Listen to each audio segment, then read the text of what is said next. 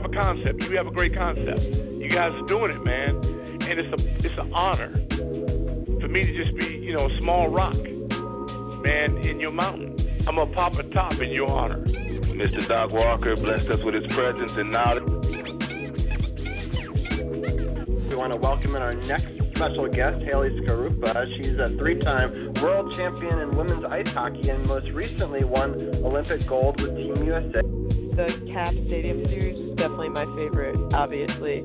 I'm a huge Caps fan, I always have been, and to be there at that game with my teammates and for us to bring, our gold medals to there and share it with everyone in this area was really, really special for me, and just the support and it's been tremendous from everyone in this area, and you can feel that there at that game. Welcome to Sports on the Hill podcast. Hashtag DC Sports Without the Politics with Carol and Robbie on True Radio Network. And welcome to episode 402 of Sports on the Hill podcast. My name is Robbie Gross. I'm joined with an international group of people today to talk a little bit of international hockey and Olympics and those fun topics. So if you notice next to me, we have the return of the Modfather, which means it's the Olympics season. I'm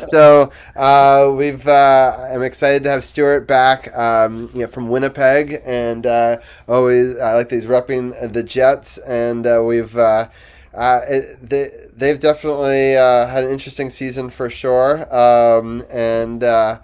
But yeah, we're here to talk about Olympic hockey. We got men's and women's to break down, and we'll also talk about some of our other favorite Olympic things. Just before airing today, they actually had the semifinals in the women's, and no surprise to most people, but the Canadians and the women's teams did advance to the finals. I actually thought that Canada had a little bit of trouble, so we'll bring in Jenaya to get your thoughts, initial ones. We can talk about it more as we get into them, but it wasn't quite as easy for them as maybe I would have expected it to be. Yeah, it was a little bit nuts. Like they completely outplayed Switzerland. Like the final shots, I think, were like 48-8 or something like that, but they only scored 2 goals. So it was a 2-1 game. Both of them scored by Marie-Philippe Poulin and no one else contributing on the score sheet. So yeah, it was a little bit of a tighter game than a lot of people thought that it was going to be. And I do think we can get into it more later, but I don't love the way that Canada has picked their women's team this year. So a lot of people talking about that, maybe too many returning players and a little bit of an older roster this time around. Yeah, I agree, and it was 2-1. I mean, they way outshot them. It should have been more. I mean, the goalie was standing on their head, but still, I mean, there was opportunities, right there at the end. Gil, what were some of your thoughts on that game? I was surprised by the end result, but not how they got there, if that makes any sense. Switzerland has proved to be a very pesky team this whole tournament. I didn't think they would win, but I also didn't think they were completely out of it either, if that makes any sense. But yeah, unfortunately, just like Jenaya said, the construction of this team is starting to show itself, and I'm really not sure. I thought being in the finals or the semifinals would wake them up, but boy, I don't know. It just seemed like they were playing it safe and not. They just could not find that last gear that makes them the top team, has made them the top team, and I'm not really sure why. So that gold medal match is going to be very, very interesting on the women's side. Stewart, what are some of your thoughts? That game was garbage. Every game I've watched them play is absolute garbage. We got a team with 7 players under 26 years old. Haley Wickenheiser, when she started getting older, we surrounded her with young players. We surrounded her with up and comings. We've got, our vast majority of our team is 31 or older. And they bring up a girl I know from my area here. They brought up Katie Tabin to play defense for them, 7th defenseman. She's like almost 29 years old. Why are you bringing up a 29-year-old? You could have put that, someone in that spot that could, mature and get better and learn from playing in that level of hockey, right? So I thought it was awful. I thought the team looked terrible. There was so much panic passing. The goal was a defensive stupidity that I just couldn't believe that they just gave Switzerland the goal basically. Every play they got, it's like they're forcing the puck forward. If Switzerland wasn't so much crappier compared to the skills of some of the Canadians, it could have been a tighter game, but it was garbage. It was absolute garbage. And the team is awful. They will not, if they score a goal, I'll be happy against the Americans in the final. It's crazy to me the way that they've selected the team this time around. Like I get it. You've won 3 of the last 4 Olympic gold medals. You won in 2022. So you want to return all of these players, but like they brought back 16 players from those 2022 Olympics, right? From when they won gold, but that's 4 years ago now. And all of those players are 4 years older now. And you can see it on the ice. Like they're not quick like we're used to seeing them. Like they're really quite slow, to be honest with you. And that's a product of, like Stewart just said, most of the roster is over 30 years old, and it doesn't make any sense to me. There's so many great young players here that you could choose from. I think it's a mistake. I thought that's the most valid point of all. How many good Canadian girls could be playing at that level right now? And we've got Nurse, who is the leading scorer through 2022. She's playing on the team. I watched their interview with her, and I went, she's like 20, 25 pounds heavier than she was 4 years ago. I hate saying that because I'm talking about a female and all that stuff, but the reality is this is sports. This is the Olympics. She's not fit. She's not ready to go. And she's over 30 years old. Why is she there? If she's not going to put the effort in, not the workouts in, whatever it takes to get there, I don't understand the logic behind this. And the coaching is god awful. If I had a team playing like that, I'd spend 25 minutes after every game just screaming in the dressing room. I've never seen such bad hockey and such bad playmaking and bad decisions. Like everything about this team is awful. And the other girl I know on the Canadian team is Jocelyn Larocque. She's 37 years old and she looks terrible out there. Why do you have a 37-year-old that looks terrible out there? She was a good player years ago. Yeah, she's won a few gold medals. That's great. She's 37 years old and looks like garbage out there. We haven't beat the Americans in, I don't know, 5 years. They've owned us for the last 5 years. Jocelyn's been in there through that entire time. There has to be a 24-year-old or a 22-year-old that we should be going, hey, let's bring this girl up because she's going to be good, and let's play her. But no, we got Jocelyn on there. And like I said, they picked up Katie from my neighborhood here. She's not that good. She's an average player. She's a 7th defenseman and she's 29 years old. What are we setting up for? It's like, this is garbage hockey with bad coaching, bad selection, that sort of thing. So, I mean, you're watching it like I am. You've seen the same thing.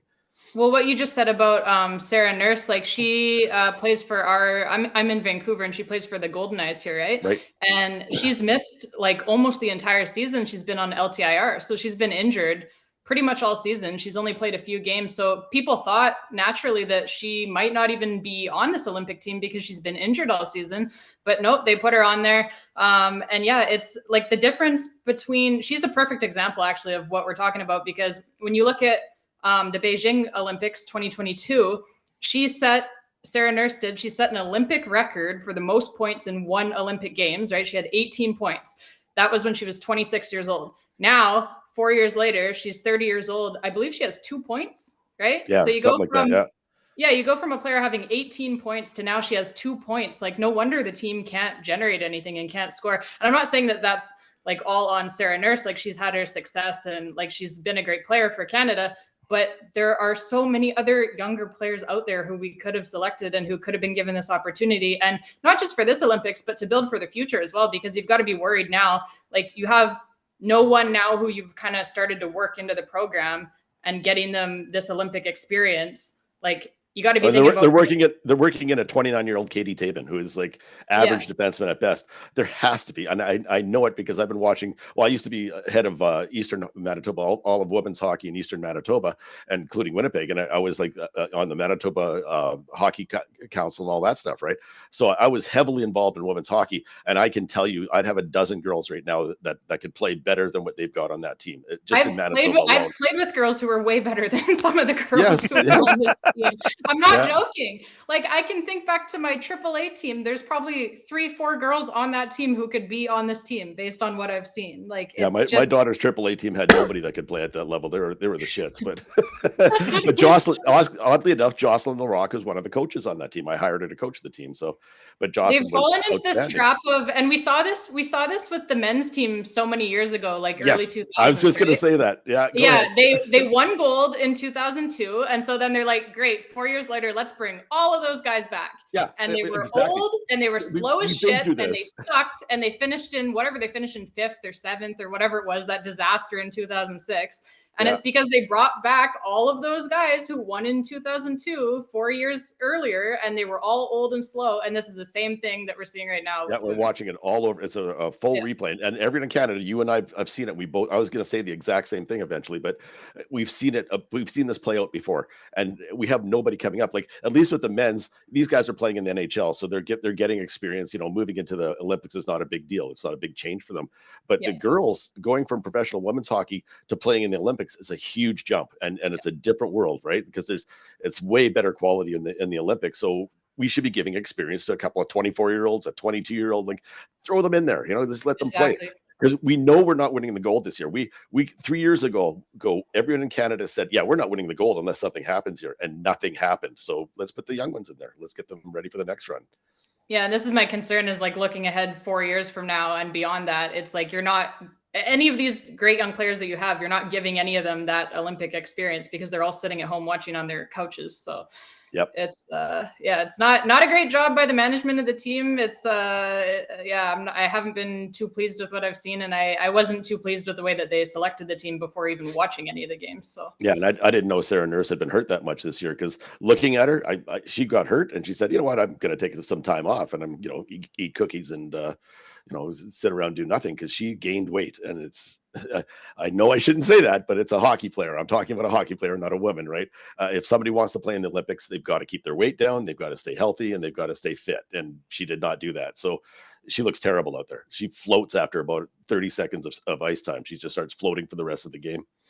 Yeah, she was on LTIR for like the last 6 weeks or something prior to this. Like, she's barely played for the Golden Knights this season. And it's like you said, like, she's looked good with the Golden Knights, but that's PWHL. It's a big jump from that to Olympic hockey. And you can see it. Her legs aren't there. She hasn't been playing all year. And I get it. Like, it's a legacy player. It's a player who had 18 points in the Olympics just 4 years ago. But they had to know, like, watching her coming into the Olympics, that her legs weren't there, and that maybe you could potentially give that spot to, like you said, what do we have? Seven people that are under the age of 26 and there are 7 players. Vast majority are 31 or older. Yeah, and anyone who has played hockey, anyone who's played like high-level women's hockey up here in Canada, which I have, anyone who has coached it, like, we all know there are young players who are way better than what we're seeing out there on the ice at the Olympics right now. So that's what's frustrating to me. Oh, for sure. Yeah. Just all you have to do is go to a Bantam showcase tournament anywhere in Canada, and I can guarantee I could find a couple players that they should be looking at for, putting on the team in the next year or two, right? When they get 20 years old. So it's not Bantam, it's just a midget, but you know what I meant. To me, like, probably like, well, I mean, obviously, like, Marie-Philippe Poulin is the exception. Like, she's 34 now, but she's the Sidney Crosby. Like, she'll be playing in the next Olympics when she's 38 too. I would bet. She's still the best player on the ice. But other than her, she's hurt right now. She's hurt. Really hurt. She had to be carried on a golf cart from the locker room to get to the ice. Because it's such a long walk from the locker room to the ice. She had to be. And who designed this rink? Like, what the hell kind of rink do you have to get on a golf cart to go to the freaking rink? Yeah, it's a long walk, right, from the locker rooms to the actual ice surface. She has to be taken there on a golf cart, and she still scores the only 2 goals of the game. She's insanely good, easily the best in the world right now. But she's all we have. Unfortunately, that's too true. I'm looking at the top 10. Skaters in this tournament. I'm used to seeing 5-6 names from Canada. I only see 2. Daryl Watts is the one leading the Canadian attack. 2 goals, 6 assists, 8 points. She's 26. Big surprise. One of the younger players. One of the younger players that we should be developing. Yeah. Poulin would be up there, but she missed a couple of, at least one or 2 games with that injury. But that's it. Sarah Fillier's at 6 points, 3 goals, 3 assists, but she's 10th, ranked 10th out of that list. That's it. That stuns me. And Sarah Fillier is 25 years old, by the way. Yeah. So a 25 and a 26-year-old, bring them up, let them play. I guarantee you guys would be astounded at the kind of hockey we have, midget level and up in Canada for women. It's insane how many good hockey players we have. What we're putting out there is a disaster. It's an absolute disaster. The same. Yeah. It's the same thing with the World Juniors. It's the same way that they not exactly the same because that's not about guys being old, but like the way that they pick that team is pretty messed up too. Really political really political, and they pick a lot of the wrong players. There you go. Yeah, and it's been a disaster for the last couple of years now because the team that they pick is like everybody's looking around going like, what do you mean this like leading scorer in the OHL is not on the team? This leading scorer in the WHL is not on the team. Like what the fuck? It's just it's crazy. It's a top-down problem with Hockey Canada right now. Well, Hockey Canada has always been a top-down problem, but we won't go there right now. Yeah. It's so interesting. I'm so happy we get to have a Hockey Canada because I mean I'm sure most of the people in the United States have no idea the politics or anything about it. They just assume Canada is good, they've got it covered, and they'll coast on in. But man, the dominance to have 5 consecutive games by Team USA women's to the shutout is crazy. And did they shut out every game? They shut out 5 out of 6, I believe. 5 out of 6. I think there was one game that just there was one. Yeah. How many goals against them? Just one or one? I think it's 1 goal. Just one. Canada won't add to that. It'll end up at 1. I can guarantee you that. I mean, I've heard you guys, I saw you guys talking in chat. Oh, hope that Canada doesn't jump up and beat us. No, everyone in Canada is talking about this. This is a loss coming here for sure. And the Canadian announcers were even already, saying, well, you never know. They might get lucky. Well I mean, but that's the truth, though. It's hockey. It's a weird balance. It's a 1 game. No. USA could maybe not show up. I don't know. I am going to go online and place a bet on Canada to win just because they're going to be heavy underdogs. You're going to get odds. Yeah. You never know. You could get a goaltending performance. You could. This is true. Or Poulin might throw in 3 goals all of a sudden because he's got that skill. She'll go on one skate the entire game and score 3 goals. But it's a good one to throw a few bucks down on the money line for sure. Yeah, for sure. The men's side, man, what a tournament! That's going to be a hell of a final. For that. I am so excited. Well, and it's just. I love all the matches so far. I thought both USA and Canada have looked dominant. I really like what it's funny because Stewart. So we root for Martin Favari, right? In here, and he's played so well in this tournament. One of the leading ice time people across all the teams, really? And. Okay. On defense for Slovakia, right? Yeah. So he is in Slovakia, so it's yeah. They don't have all NHL players. I think they're about 80% NHL. It's like I think 60 to 70. Yeah, it seems like a pretty. They've got a bunch of players that were on the last year's Olympics and then merged with NHL stars. When that happens, when they have a guy like him come on the team, he's going to get all the ice time because even if he's tired, he's still better than what they have, right? So, right, but he's the assistant captain of the team, so like that's a pretty big surprise. Them winning Group B over Sweden and Finland, like that's pretty sick for. Yeah, so that's a feather in his cap for sure, being the ice time leader, and they come out on top in Group B because I don't think anybody would have predicted them being ahead of Sweden and Finland. Yeah, so I think that's going to be such an interesting tournament going forward. But let's just talk a little bit about what our thoughts are in the past games. I mean, Canada kind of just dominated all 3 games. There was some question mark times, early on in the games where it was like it took them a little while to settle in. A lot of bad bounces early in games, but then they just settled in, scored, held on dominance, and man, Tom Wilson, what a hell of a game. Gordie Howe. I love it. If there's ever somebody to get the first ever Olympic Gordie Howe, it'd be him, right? But you know what the funny thing is? I know you guys were chatting about it earlier, but the reality is, I think that he held back when he went to fight that guy. He goes, 100%. I'm not putting my team in jeopardy for in a 9-2 game. He says, I'm not fighting. So you can see him just kind of go half effort, and then the guy yanked him from behind. I thought, oh, you don't want to yank him from behind. You don't do that to Tom Wilson. I mean, Tom Wilson will get a chance to play him again, but if he ever plays him again, Wilson's going to remember that. He's going after him. And it's funny, the French suspended him because they thought he actually did some really dirty stuff and thought, hey, that's not becoming of an Olympic athlete. And even though the federation didn't suspend him, the team did. I love that. Because it was kind of an asshole move. It was like you're down 9-2, and Wilson's he's just doing the bear hug thing. He's just let's hug. He's just trying to But then it's saying that we're watching you.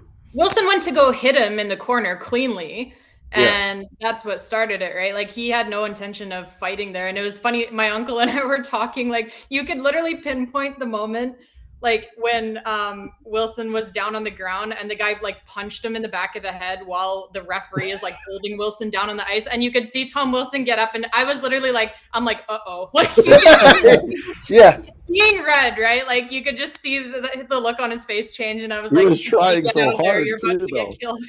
yeah, he was and that trying shows not to his do that. evolution of a player, because young Tom Wilson would have gone berserk and gotten kicked out of the tournament, right? Yeah. Like, you know, and so, you know, it shows a lot of He respect. looked like he was going to for a moment, like he was almost kind of shoving the referee out of the way to get That's- the guy, or that's- shoving the linesman out of the way almost to get at the guy, and then you could see him catch himself and stop that. But like, yeah, you could see like the look on his face changed, and he was ready to lose it. So Yeah, while it was happening, Gil was worried. He was like, he's touching the linesman, and you know.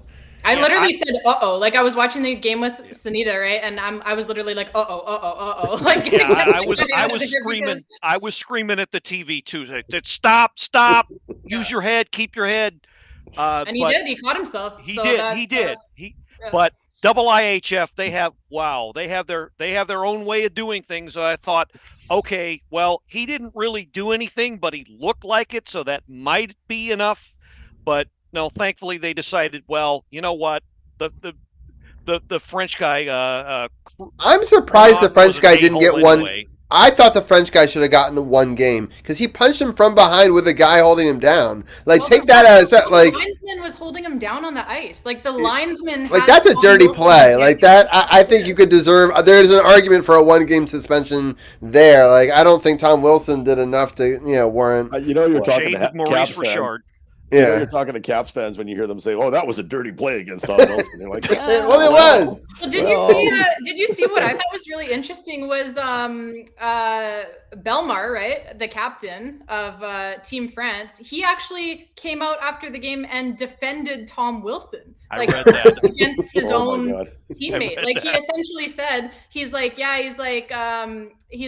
Tom had like multiple occasions in this 10-2 game, right, where he could have like essentially killed someone with a hit, and he opted not to. Like he steered himself away and like, let's not hurt anybody, it's a 10-2 game. And so he was giving Wilson props for like holding back on his teammates on France and not killing anyone, right? And he was like, and that's why obviously Tom probably was really unhappy that we hit one of their guys in the head, because that's what caused it, right? They hit Nathan McKinnon headshot. Yep. So that's what started the whole thing. And they only got a 2-minute penalty for it, not a 5. There's a blatant elbow to the head. I don't know what. So that should have been 5. But anyway, but all in all, looked good. I mean, they experimented with Tom at a couple of different lineups, right? But I think he's going to stick on that top line, and man, that top line is. Well, McKinnon might not be there next game, so that he's probably top line because McKinnon's probably out for a game. Yeah. Well, I was going to say they actually swapped him out for McKinnon, and that had the effect of putting 100 octane gasoline in a Ferrari engine tank.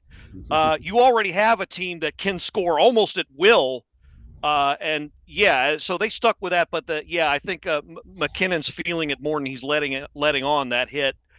So I can't see him actually missing the game, but they might cut his ice time down a bit.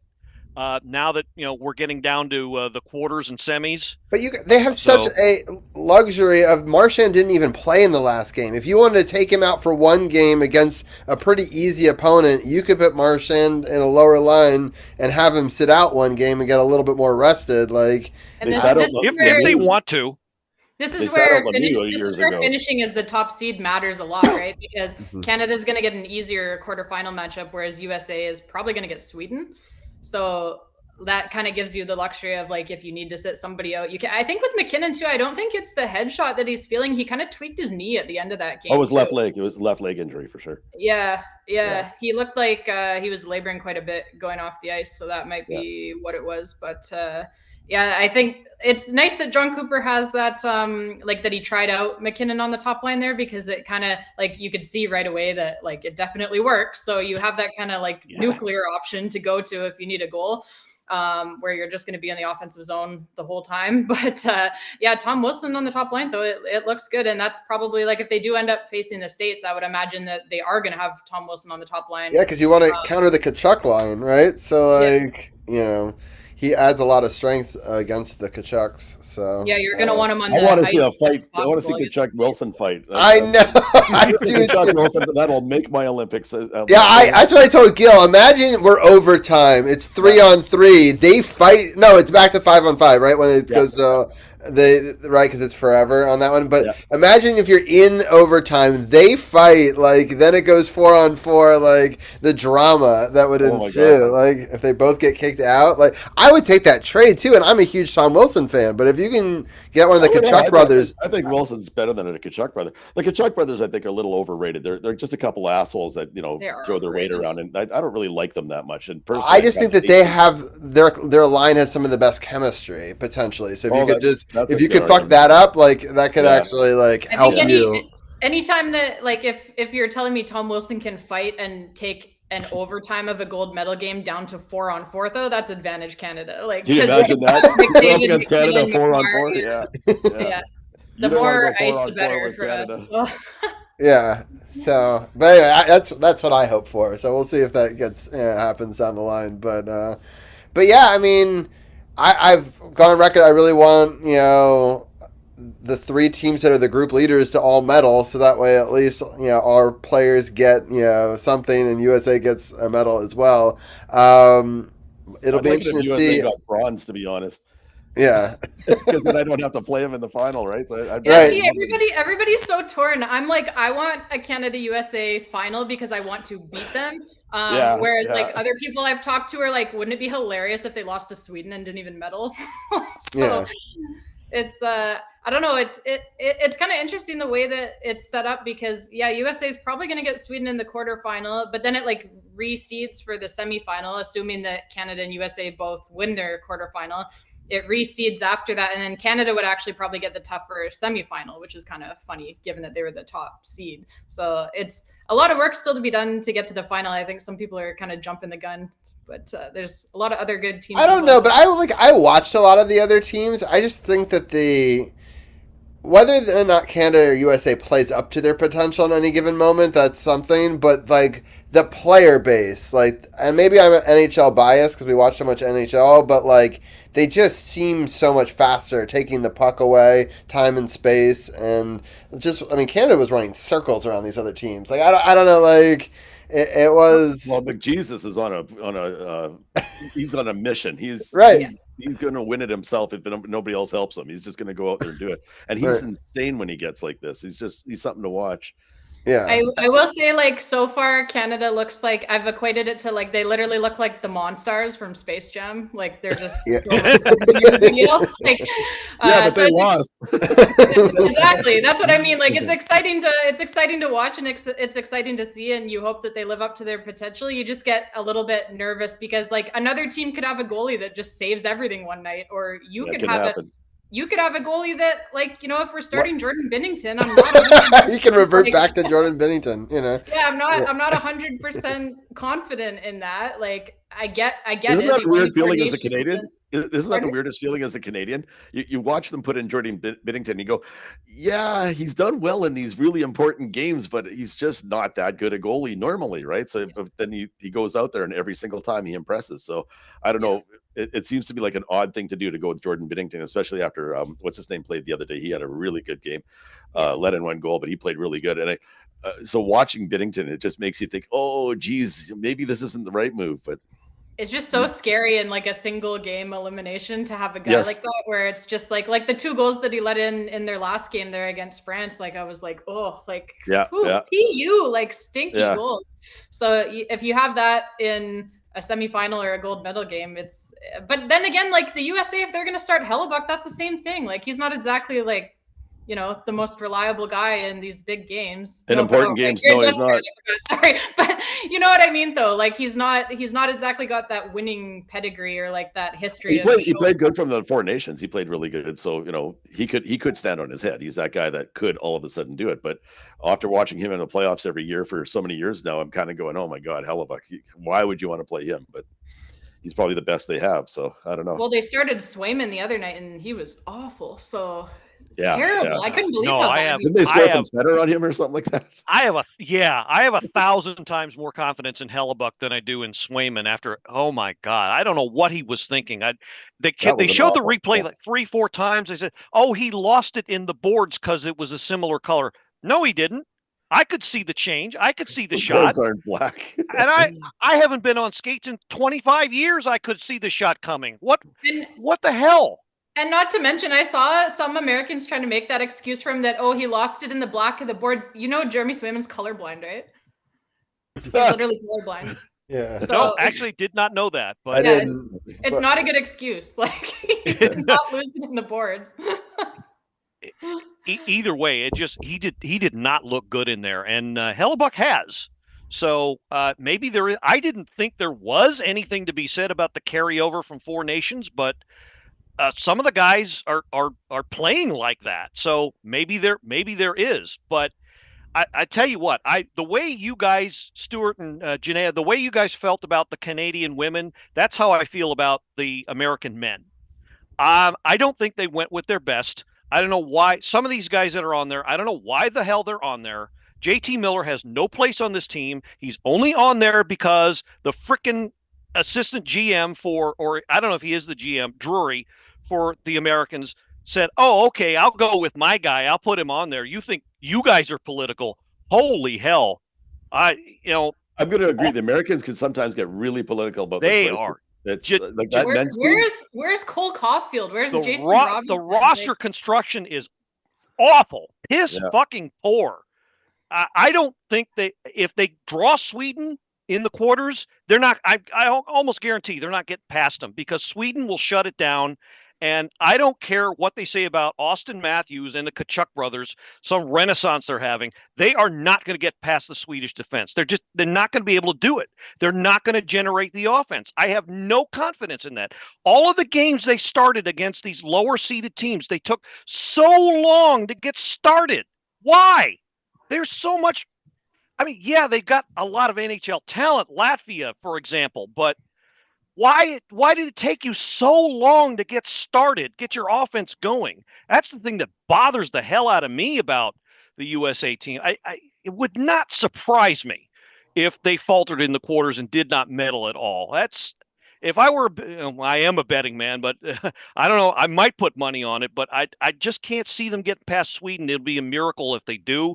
And as far as the gold medal, here's my choice. I'm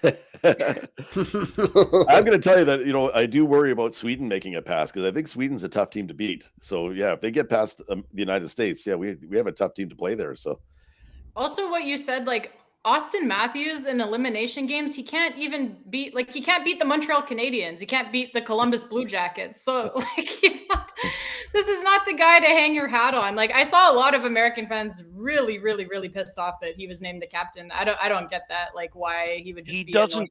He does not strike me as captain material. I don't know why. Okay, 3 goals, 2 assists, 5 points in 3 games. Okay. Yeah, but they're garbage goals. They're like on the power play when it's 5-1 already. Like against teams that are ranked way lower. Yeah. That I don't know. I don't get it.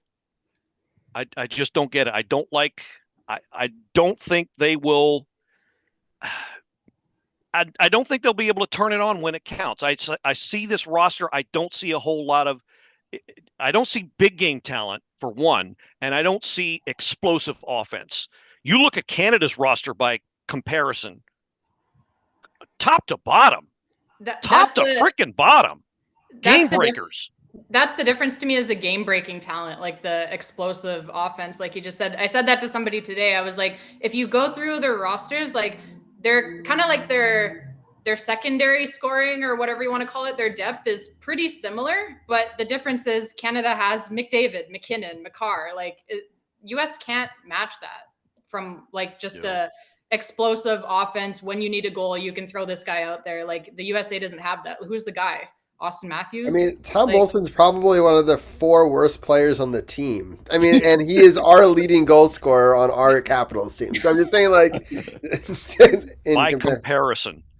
Yeah, and it blows, like you said, Robbie, it blows my mind that Brad Marchand is a reserve. That's right. how He's not good even this team playing. is. He's still a good player. Like, You know what? The funny thing about Canada is our third line would probably be a power play on any other team. Easily. Yeah. Easily. Yeah. I saw somebody Crosby's on the third line. He's their captain. I've never heard of a captain being on a third line. Like, I saw somebody say today they're like the Tkachuk brothers wouldn't even make Team Canada. they wouldn't. Mostly because we don't Probably like not. Yeah. Man. All right. Well, I want to give you guys a little bit of time. Stewart has a short time today, so he wanted to talk a little bit of curling. I'm going to let everyone talk a little bit about their other stuff. And so, Stewart, I'll let you start because you said you wanted to give your opinion about Team Canada in that. So, Canada goes into curling, and they, it's funny because this is the most un-Canadian thing I've ever seen in my life. They get caught cheating. Guy swears at the Sweden player. Is it Sweden that caught them the first time? Yeah. Sweden, he swears Sweden swears at Sweden, and then backs it up. It goes even farther after the game, and then after the video comes out, and everyone says, "Oh, Sweden shouldn't have been filming that. That's against the rules to film that." At this point, someone should have said, "Oh, I guess I did cheat." And so I see all these people online that are going, "Oh, he had a finger on it. It's a 40-pound rock." If you know physics at all, or if you've ever curled, I used to be huge into curling when I was young. And when you let go of the rock and it's moving, it's got momentum on ice. A little finger can do unbelievable amounts to the rock. You can put the rock right off to the side. You can aim it better, and that's what he was doing. He was aiming it better. The thing that bugs me about this the most is everyone that curls against him complains about this all the time. He is known for this kind of cheating. So yeah, he gets caught. He goes full, asshole on it and swearing at the guy and all that. Embarrassing for Canada, like I've never seen before. It's so anti-Canadian. You got caught, admit you were wrong. Say, yeah, I got caught. I admit I'm wrong. I'm sorry, and walk away. That's how a Canadian should handle it. No, he goes full asshole, and then they just keep going like that for days after, talking about, oh, how wrong that was. And then the Canadian women's team get caught. Homan does the exact same thing the next day, and actually had a judge standing right there, said, no, she touched the rock, and she's sitting there bitching and complaining, oh, I didn't touch a rock. I've never done that before. She's kind of known for cheating and getting the hog line. So how anti-Canadian is that? I've never done that before. And then she says they were singling us out. Yes, they are, because you're cheating. You got caught. I don't mind getting singled out when my team is cheating. I do not care what anyone else says. You're actually cheating. You're breaking the rules, and you got caught. And it's bothered me ever since it happened. It's bothered me to no end, because that is so anti-Canadian and it is so wrong. Nobody should be happy with their team cheating, right? I'm not. Right. They got caught cheating. You walk away, say sorry, and I won't do it again. That's how you're supposed to do it. So it bothered the hell out of me and a lot of Canadians. Like, a lot of Canadians are bitching about it. And all these Canadians that are going, there's a lot of Canadians that are saying his finger wasn't on the rock, even though pictures have come out and the rock is halfway across the hog line already, and he's got his finger on it. And there's all these Canadians coming out saying, oh, his finger let go before, and all this stuff, making excuses for it. Stop making excuses. We got caught. We cheated, knock him off the podium, right? That's my thought on it, at least. So. Interesting. Yeah, that's crazy. I hate it because it's not his Canadian. Response to getting caught, like you said, like he just behaved like a complete psychopath. Like, it was so childish. Yeah. It was like unbelievable. And he went full offense at that point. He's known for cheating like this. He's been called for this more than any other curler in Canada for such a long time. He gets caught doing this, and that double touch is huge in curling. It's everyone looks at it and says, "Oh, it's just a little finger." No, that double touch is huge. If you've ever curled, once that rock has momentum, just 1 pound of pressure, which you can easily do with a fingertip, can move the rock 10 feet to the left or 10 feet to the right. So, I found it very frustrating to watch because of that. That's so interesting. Yeah, I had heard about it, but I don't know as much. I don't follow curling as much, but I do find it interesting. USA did well this year, right? And didn't they? I think they're doing pretty good. I haven't been paying attention to the standings while we've been watching the Canadian team play, so yeah. I don't know where everyone is in the standings right now, but the women are doing bad, but the men are doing good. But yeah, it's an embarrassment. That's why I wanted to talk about it tonight, because it really, as a Canadian, it bothers the crap out of me how they reacted. And doubling down, even though they're proven wrong, pictures, videos are proven wrong, and they're doubling down and still mad that they got caught. It's what you just said. Like, that's a really good point, because like myself, I don't really know too much about curling. Like the extent of my experience with curling is like on field trips in high school. Like we would go most people, right? Yeah. So that's the extent of my experience, but it's fun. It's like, it's a good time. But I don't know too much about it. But it was more so like I hadn't watched the match itself, but like I saw the highlight of that afterwards. And it was more so what you said. It was more so just like his reaction to being caught that struck me. And I was just kind of like, oh, like, that's not Canadian. Like, what are you doing? Like, that's not how we behave. That's not how we act. Like, it was just embarrassing. Like, it was embarrassing if it's bad enough that a team like Sweden is going to call you out multiple times in a game, you know what? Stop. Just stop cheating. Just stop doing it. And then it's to go after the game and go the next day and still be bitching about it. It's like, shut up already. You're looking like an asshole. Well, he is an asshole, but you're looking more like an asshole than you probably want to be. So that's wild. Yeah, it's interesting. I was looking at the gold medal standings and the total medal standings, and I was surprised.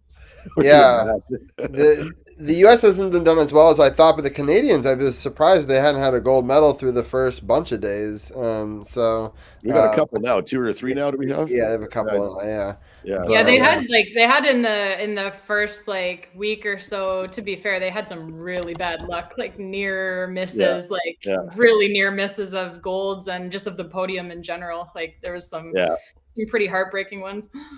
Yeah, there's a few that could have easily won just as much as they could lose, right? So Norway's cleaning up. Jeez. Exactly. They always do in the first week, though. Norway, takes all the skiing medals, both on cross country and downhill. So that the first week is always Norway leading. That looks like Canada, the 2010 in Vancouver. Yeah, it's pretty crazy though. And crushing in the gold category as well. So they've got twice as many gold as anybody else. That's nuts. Yeah, that's crazy. Almost, I guess Italy has 8. Yeah, so wild stuff. But just 28 total medals. I know that there's always that great debate. Like, does it matter gold or all of them? I mean, technically, to medal in anything is still really impressive. So I think the total medal count is. Younger me used to say gold is all that matters. Older me goes, you know what? A lot of times there's a hair between first and second, So I now take more account. It's funny because I think, Stewart, when you started coming on this show, you were voting gold, and I think you've made change even in that time period. So I'm still a little bit like that, but I'm a little different on that. So I literally have a shirt that says second place is the first loser. So yes. Yeah. We've all heard but no, I agree. Like, it's such a tight margin in a lot of these sports. My opinion, as I've matured a little bit, grown a little bit older and wiser, is kind of what Stewart just said. Although I will say my opinion varies greatly based on the sport. So basically, most sports, I say any Olympic medal is sick, like so cool. And to win any medal is a giant honor. Hockey, gold or nothing. Well, it's so funny you say that, because think about how many games you have to go through to even get to the gold medal match, So like, Canada, how many? And it's hockey, it's gold. Yeah, we're Canada, yeah. If it's a silver, you guys lost. Yeah. I remember Jocelyn won a silver in the Olympics one year, and she wasn't even happy with it. She didn't want to show it to anybody when she got the silver. When she came back. Silver for hockey in Canada is like you're disowned from your family. Nobody talks to you anymore. Yeah. Like, it's just it's first thing your parents say when they pick you up from the airport. What'd you do? What's wrong with you? It's like, yeah. So it's so crazy. It'd be interesting if we do get U.S. versus Canada in both men's and women's. I hope. I am a little nervous on the men's side whether or not they're even going to make it, because that's what Gil was saying. I don't know. It's tough, But I don't honestly, and I'm not saying this to be like arrogant Canadian, but like I've watched all the Canada games and I've watched all the US games too, and they just they like the USA team. They don't, to me anyway, they don't look that impressive. Like, they kind of just look like Sweden or Finland, or because they're not. They are not. Oh, but they are in their own minds. Very impressive. Well, yeah. If you ask them, yeah. I don't know who in their organization got this idea, but they had it in their head that, okay, we don't need as many skill guys. We'll be We'll be the old version of Canada, not load up on skill. We'll get a bunch of guys who are gritty and play the game the right way and dig for pucks in the corners, but can't score worth a crap. A lot of that up and down the lineup, and then load that with guys who are talented but can't do anything when it counts. That's what's got me with absolutely no confidence in this team. I don't see how it's going to be any different with medals on the line. I just don't. I got to agree with you. The team to me is crazy. That's crazy. When you're two of your players you're relying on are Matthews and Hellebuck, and you go, okay, well, let's list all the things they've done in their career when it comes to anything important. That is a little nerve-wracking. Yeah. Why isn't Jason Robertson there? This guy gets you guaranteed anywhere from 45 to 55 goals in NHL season, proven it many times over. Can skate really well, can open up the game for you. You leave him off the roster. Somebody please tell me why.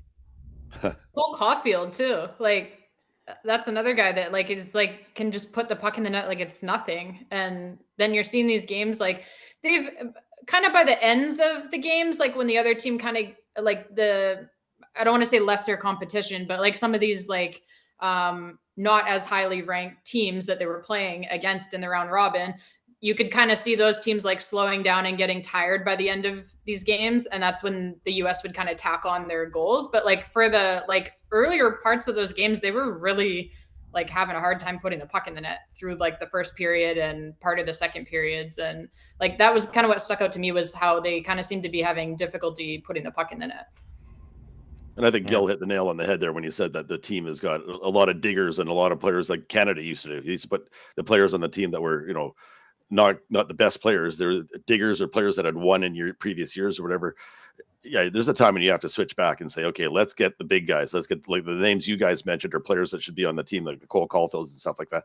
It's just wrong what they've done as far as putting this team together. And as a Canadian, I'm thankful. Yeah, I was going to say it kind of made the job a lot easier for sure. I hate to be down on my own team, but facts are facts. Right. I don't care that they've beaten, teams that are, garbage way down. Yeah, I hate to say that, but way down on the totem pole. If you think about it in the grand scheme of things, that means nothing. Now you're playing for medals. Now you're playing for teams that are going to ramp it up. What do you guys think about the rest versus rust, sort of like playing the extra game against an easier opponent versus now we're waiting? Do you think that'll have any effect on? I know sometimes that has an effect in the NHL.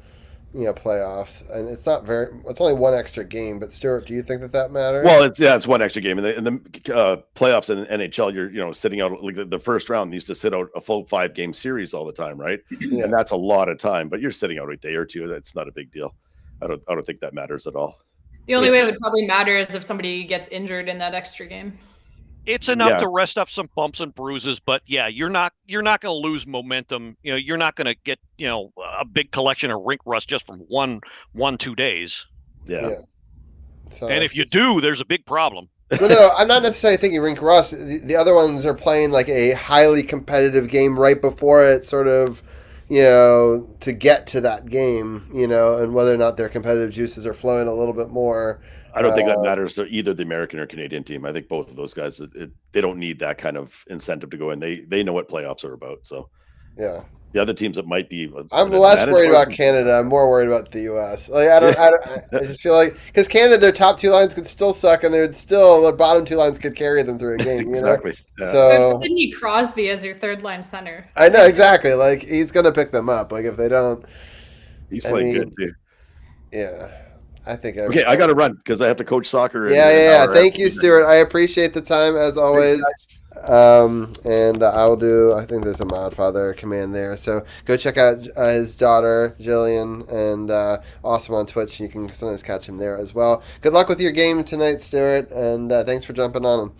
Cool. Thanks, guys.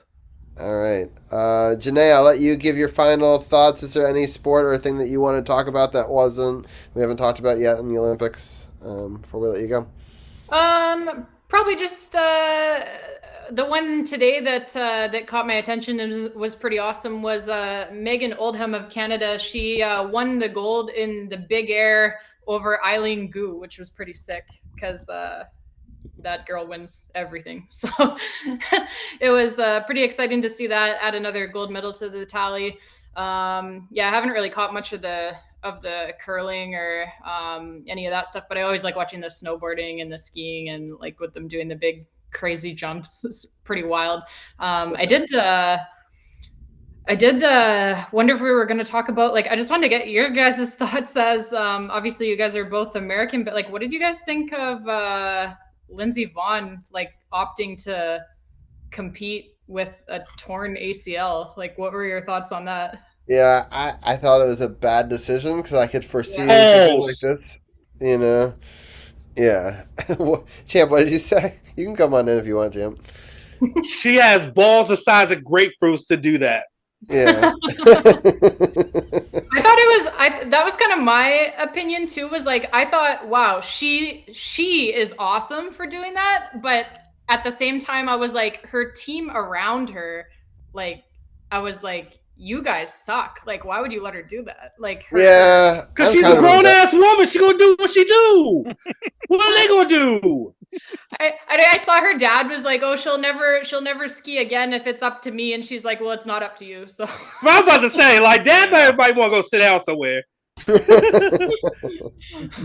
Yeah, it's well, I want to also thank Champ and Sith for raiding on in. I know that my kids were coming downstairs constantly. That's why I muted myself, and I really thank you guys for carrying that women's hockey segment without me. But like, oh my God, Zara did not understand going to bed tonight. So Z squared are a handful, baby. Yeah, but listen, as they get older, you appreciate these moments. I'm telling you, like, I miss when Junior had all that kind of energy and everything like that. I miss that so much. As frustrating as it was, I miss it because now he's just way so subdued and just you barely even know he's there. He's so quiet. It's strange. I don't know with two if I'll ever get to that level of quiet. I can aspire. Oh no, you will.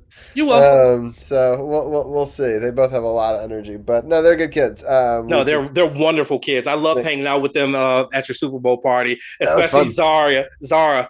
Zara is just absolutely adorable. Yeah, and she's so awesome. And Zach just is. I can see Zach growing a personality of his own, and he's gonna be a heartbreaker when he gets old enough. He's gonna be a heartbreaker.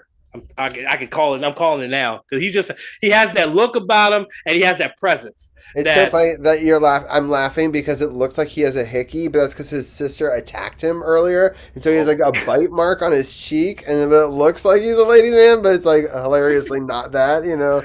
So hopefully people don't bite him in the cheek, but like it's. I can't. Like, you never can. Like, I left the room for 5 minutes and I come back and there's a bite mark on his face. I'm like, what? How? Like, you just, you know. Oh, boy. You gotta love it. Anyway, but thank you guys for joining. Champion Sith, have you guys watched any of the Olympics at all? I have not, but I have been keeping track somewhat of how dominant the women's hockey team for the USA have been. 31 goals scored and only 1 goal against. Like, that is unheard of. Like, there are NHL teams that don't have a stretch like that. And I mean a stretch, let alone be in an entire tournament and only give up 1 freaking goal. That is absolutely amazing. But we know how this thing goes. Like I said in our group chat, I said, I have big faith in the U.S. women closing it out against Canada on Thursday, but we know how these sports things go. USA has been dominant this entire tournament. They'll go up against Canada, and Canada will fuck around and get 5 goals and shut them out and win the gold medal. Shit like that tends to happen. And I'm hoping, and I'm not trying to speak it into existence. Sorry, Jenaya. I hope the U.S. women's team whips your asses. Okay? Because they've been whipping everybody's asses this entire tournament. It would be absolutely a painful thing to walk into this gold medal game knowing you've only given up 1 goal this entire tournament and you lose and get shut out. Yeah. So I don't foresee that happening, but we know how this thing works. It could end up happening. But that's been the only thing. What's up, Jenaya? Sorry. Oh no, sorry. I was just gonna say we already know the score is gonna be 3-2 because that's been the score of the last like so many gold medal games between the two of them. Oh well, there you go. They might end up they have given up the most goals in one game than they have all tournament too. Jesus, but that's been the only thing I've been really keeping track of is the women's hockey because they've been just so dominant and just so good throughout this entire tournament. Everything else I haven't been really keeping track of. I did keep an eye on the Lindsey Vonn situation. I like I said, I admire her for going out there on a ruptured ACL, trying to win one more gold medal before her Olympic career is mostly done because she's close to 40, if not over 40. I think she's done after this. Even if her father's sitting here saying, "Oh, she's not going to do it anymore if I have anything to do with it," I think that she's pretty much done anyway. But I admire her for trying to go out on top. But unfortunately, that didn't happen. So best wishes to her. She's already had 3 surgeries on her leg, and she's looking at more once she comes home. And it's a devastating way to end what has been a very decorated Olympic career for Vonn. It's almost like in wrestling, where a wrestler has won so many world championships, they've done it all, and they're still continuing their career, and then they suffer a career-ending neck injury.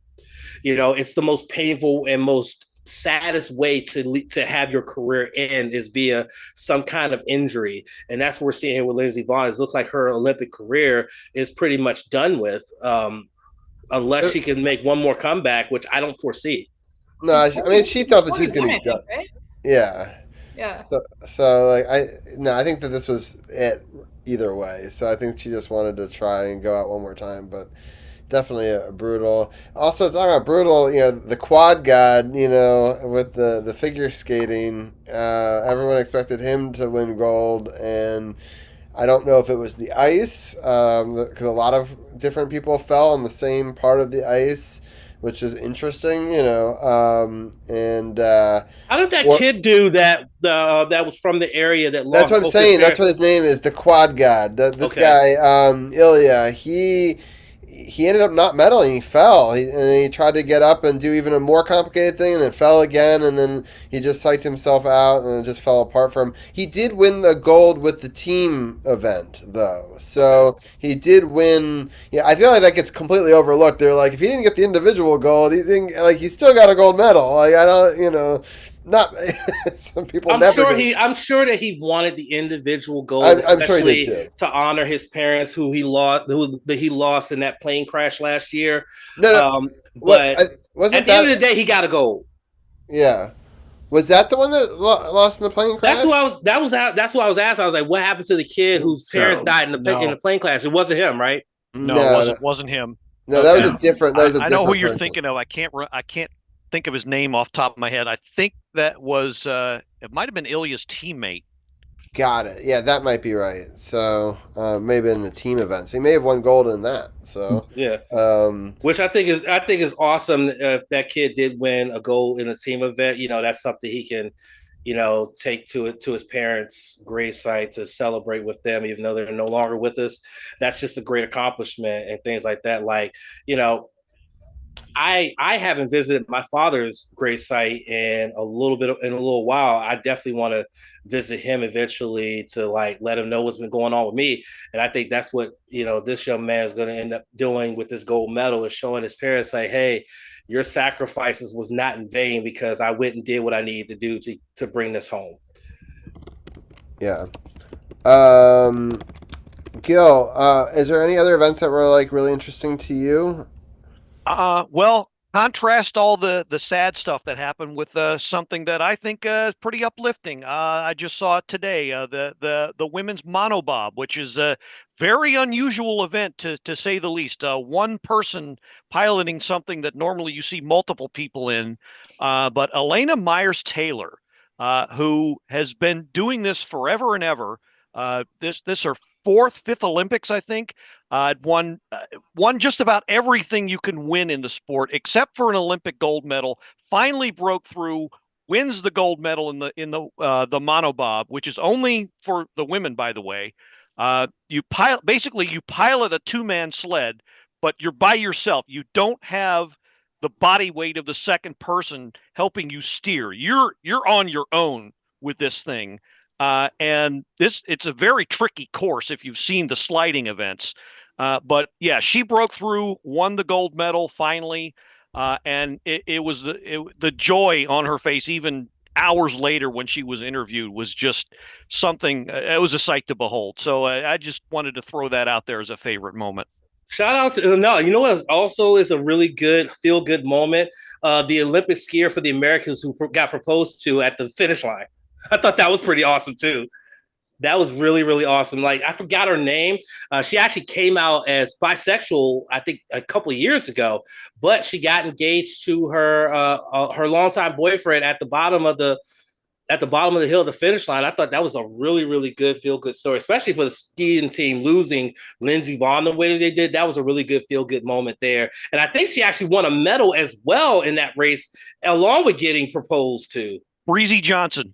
She won the gold medal in the downhill, I think it was. Wow. That's awesome. Win a gold medal and get a fiance. How about that? Get a medal and then a rock. Yeah, that's a pretty good day. That's a great day. So, Champ, I looked it up because the rules are very complicated in skating. So, that person didn't actually win a gold medal, even though he was part of Team USA, because only the people whose scores go towards the winning total get the gold medal. So, not everybody that's on the team that competes, as part of the Team USA gets a gold medal. It's just like if you are the part of the winning formula, I guess it is, which kind of makes sense because there's so many people that are like a part of these group ones, it's unfortunate, but I just wanted to I want to say that's fucked up, but I understand.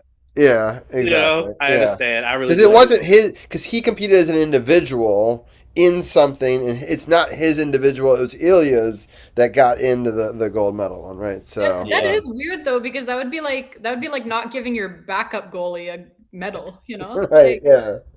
That's true. Well, except for the fact that those are each weighted individually, right? Yeah. Versus they're not a team in that part of the competition. So but it is strange. I agree. I also find it strange that coaches never medal, right? So think about if you win the Stanley Cup, right? You consider the coach part of the team of winning the cup. They'll get a ring and all that sort of stuff. But it's weird that you don't get anything for winning the Olympic for them. Couldn't be me. If I'm coaching an Olympic team and we win the gold medal, you better give me a goddamn medal. Well, I'm blowing this whole motherfucker up. Right. I'm telling you. Don't give me fuck around and let me coach an Olympic team and I don't get a medal. I'm blowing this motherfucker up. Right. It's funny because that's just the way that it's all set up. None of the coaches on any of the things. The only people that win it are the Olympian. So it's just an interesting. You can just see John Cooper, someone being hey Marchie, I'll put you on Powerplay 1 if you give me your medal. Exactly. Yeah. I'll be interested to see if they put him in. Right. They said they were just resting him because they didn't say because he's older, but I'm assuming that's why it was maintenance and that he's going to play in the quarterfinals. But who are they taking out? Maybe Seth Jarvis? Based on what I've seen, I would say it better be Jarvis or Suzuki. Yeah. That's so crazy that Seth Jarvis and Suzuki are your two worst players. You can see that they're out of place, man. They don't belong. Yeah. That's true. But the other lines are just so crazy. I don't know. They're so freaking stacked. They could just throw the lines in a blender and they'd still be better than anybody else. That's probably why the coaches don't get a medal, because it's how he's not doing much. I love that when there's so many storylines with Team Canada, but obviously this young guy, 19 years old, and they draws a penalty shot. They doesn't realize that you get to pick whatever player he wants to, and so he goes out there, and they're all asking Cooper, "You're going to take it away from the kid?" He's like, "No, everyone's here to see the kid," and then he scores. But what's he gonna do? He's gonna coach in that moment, or is he gonna take that, away from that kid? Again, and then whoever you send out there doesn't score, and then it's and then you look like an idiot, right? Yeah.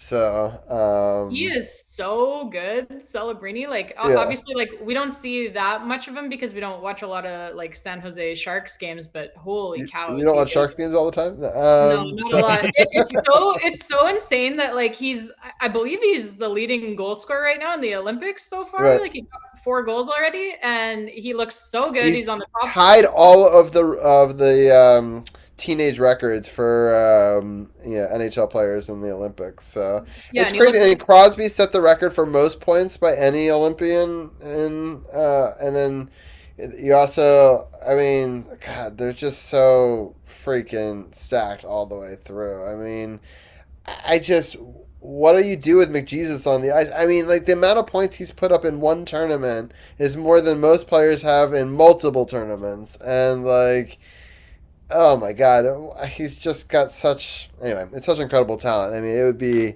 a huge loss if Canada doesn't find a way. I feel like Tom Wilson is going to coast into the easiest medal of his life, like compared to like any like Olympic or anything, right? Like, I guess not coasting because he's on the top line, but like I still feel like the effort level he has to put out comparatively, And talking about Celebrini, like he's like he's on the top line for Canada at the Olympics, looks amazing, and he could have played for Canada at the World Juniors this season. Like that's obscene. That's insane. Like the fact that he could have been in the World Juniors. Him and they didn't bring him to the Olympics, but him and Matthew Schaefer, they both could have played in the World Juniors. Like that's nuts.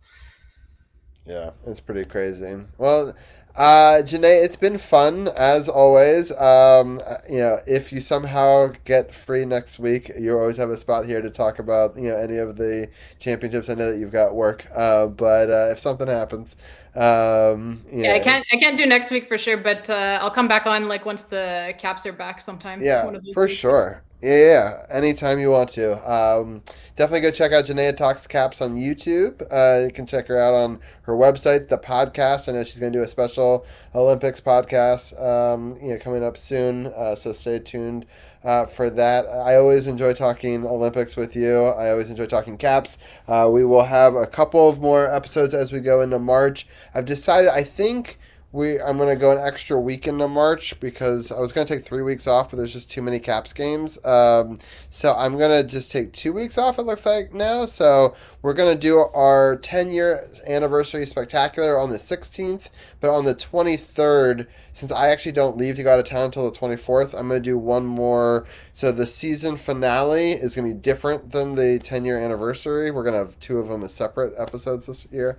And so that'll be on the 16th and the 23rd. And then we'll take the 30th and the 6th off because I'll be in Texas and then also going to Mexico. But and then we'll come back on the 13th of April. So that will basically be the last week of the Capitals, right? And so we'll either know or not know, where things stand with them. But kind of sucks I'm taking the 2 weeks off, like right in the meat of the schedule. But I think we may know whether the Capitals are going to make it or not before we get to that because they're just right on that.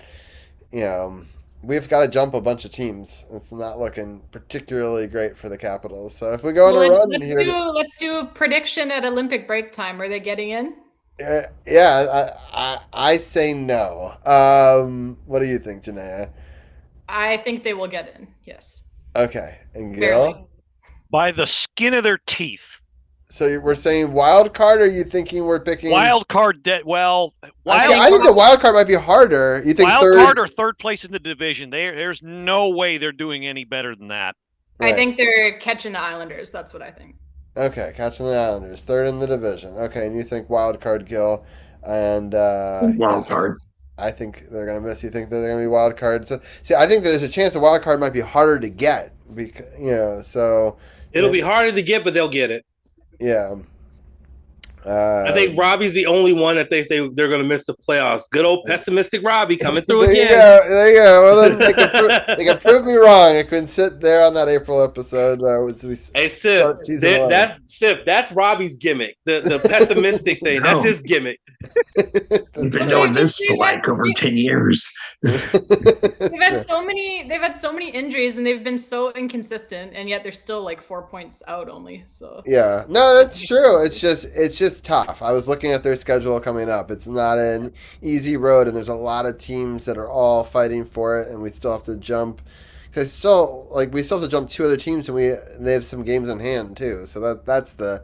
I would be much more excited if we had some games in hand on some of these other teams instead of playing the most amount of games. So it does give us not a whole lot of room to work with. So, but hopefully we'll go on a nice little run, and we'll have you back, Jenaya. But thank you so much for breaking down the Olympics once again with us, and I wish you the best of luck. And it's kind of fun rooting for Team Canada in the men's side, at least. You know, it's something I've never gotten myself to root for Crosby before, but if it gets Tom Wilson a gold medal, I guess I have to, right? It feels dirty, doesn't it? Yeah, it's tough. It's tough, but he scored the other day, and I was like, "Woo!" And then I'm like, "Oh, like." Hey, listen, I love Tom Wilson. Tom Wilson's a Cap. I want to see him get a gold medal, but fuck Sidney Crosby. Right, that's true. But see, and the thing is, I want to see LT, but like that means that something happened bad, you know, like so. Like I don't know if we'll get to see him in this, but I'm happy he got in Jenaya to a game because that he gets to still have his Olympic dream, and you know. Got an Olympic win. He played amazing. Like yeah. I don't think we'll see him again now through the games that count, just because John Cooper's too in love with Jordan Binnington. I don't know what that is, but it seems like Binnington. What do you think? So is there a hook? He gives up 2 quick goals. Do they switch? I mean, what do you think is like? I mean, the games now are like, it's going to be like, you can't lose. You have no wiggle room. So you would hope it would be a short leash. Like you can't really give them time to figure it out throughout the course of a game, because it's going to be pretty much one of the biggest choke jobs of all time if you don't win gold based on the roster. So yeah, there's not really any wiggle room. Like I would hope that it would be a short leash. And I will say I do feel a lot better at the Olympics now versus how I felt at the Four Nations, at least knowing that we have Logan Thompson there on the bench, like sitting behind Jordan Binnington in case something does go sideways. I didn't feel that great when it was Aiden Hill and Samuel Montembeault backing him up. So at least we have LT on the bench, break glass in case of emergency, but I just don't know if John Cooper would do it. Like he just seems to be really I hope is he has a really shitty period. They switch goalies.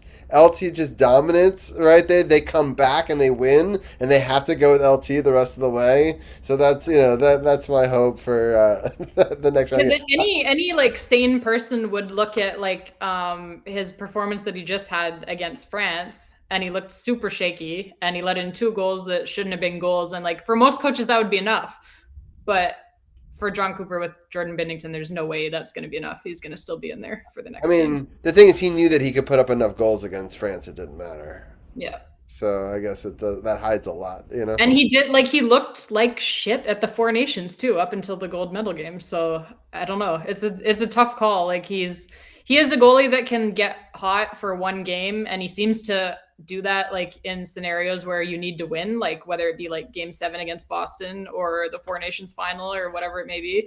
So I get the thinking behind it, but it's just, I would personally feel a lot better having watched Logan Thompson now for 2 years. I would feel a lot better having him in my net for sure. Yeah, for sure. All right, well, definitely go check out Jenaya Talks Caps, the podcast, and also check out her post-game on the YouTube channel. And Gil, check out the Powerplay Point Podcast. I know you're on a little bit of a hiatus, but you can always check out the last episode that Gil did, and he'll be back in March. Anything else, Gil, before we let you go? No, that's pretty much it. Just going to keep an eye on the tournaments and the rest of the Olympics. I really love what I'm seeing so far overall. Yeah, it's been a lot of fun so far. I think it's one of the coolest tournaments. It's 30 games of raw energy, and I'm so happy that the NHL is back. It's something we haven't had in the 10 years of this podcast, gotten to get to see at this level. So I'm happy that it's exactly how I remembered it from all those years ago, and exciting to see where it goes from there. Well, thank you guys for helping me break it down. We're going to switch over to a little bit of wrestling with Champ and Sith, but we'll talk to you guys soon. Have a good night, guys. All right, night, guys. Later, y'all. All right. Easy, guys.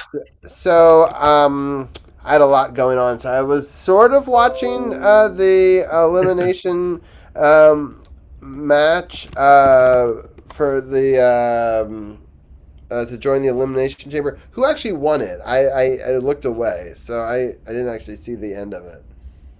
Javon Evans. That boy. Bouncy. He bounced his way into the Elimination Chamber with a hell of an OG cutter on Dom Mysterio. And, if this were New Japan, that means that Javon Evans would have an automatic shot at either the Intercontinental Championship or the AAA Mega Championship. But because this is New Japan, all that Javon Evans gets the chance to go into the Elimination Chamber and bounce off one of those pods or that chain link, the chain link thing that surrounds the chamber. That's one of the reasons why I'm glad that Javon Evans is in this match, because we get to see him fly off shit. We don't get to really see that much in the Elimination Chamber, because most of the people that are in it aren't capable of flying like that. But I cannot wait to see Javon fly around in that freaking Elimination Chamber. He's not going to win, but he's definitely going to have some viral moments in that match. Yeah. I need to change my mind on something. Dirty Dom fucked around and found out tonight. You do not chop Walter. You don't. Yeah, you don't fuck with Walter when it comes to chops, because he will cave your fucking chest in. Yeah. He was so scared. He just kept on running and running and running for a big part of that, or the part that I was watching, Yeah. He didn't want anything to do with Walter. But they're continuing to tease him being kicked out of the Judgment Day, or the Judgment Day leaving on. And it's just it's a lot like the breakup of Zoruka down in NXT. We're teasing it, pulling it back, teasing it, pulling it back, but it's cool to watch, though. Whew. Yeah. Champ and I, this past weekend, saw a card that we both agree should have been kept on a weekly episode of TNA Impact, should not have been a plus event. TNA dropped the ball on that one. No Surrender, they dropped the ball. It was like basically the quality of the matches on there was reminiscent of basically a TV show like Impact. It should have been an Impact show instead of an actual their version of a premium live event. It didn't have the premium live event feel. You did get two out of nowhere title changes. Trey Miguel becoming the new international champion, defeating Channing Stacks Lorenzo of NXT. Trey earned that opportunity and Feast or Fired a month ago, and now he cashes in and becomes champion. But the biggest shock of the night was NXT's Ariana Grace, the daughter of Santino Marella, is now the TNA Knockouts Women's World Champion.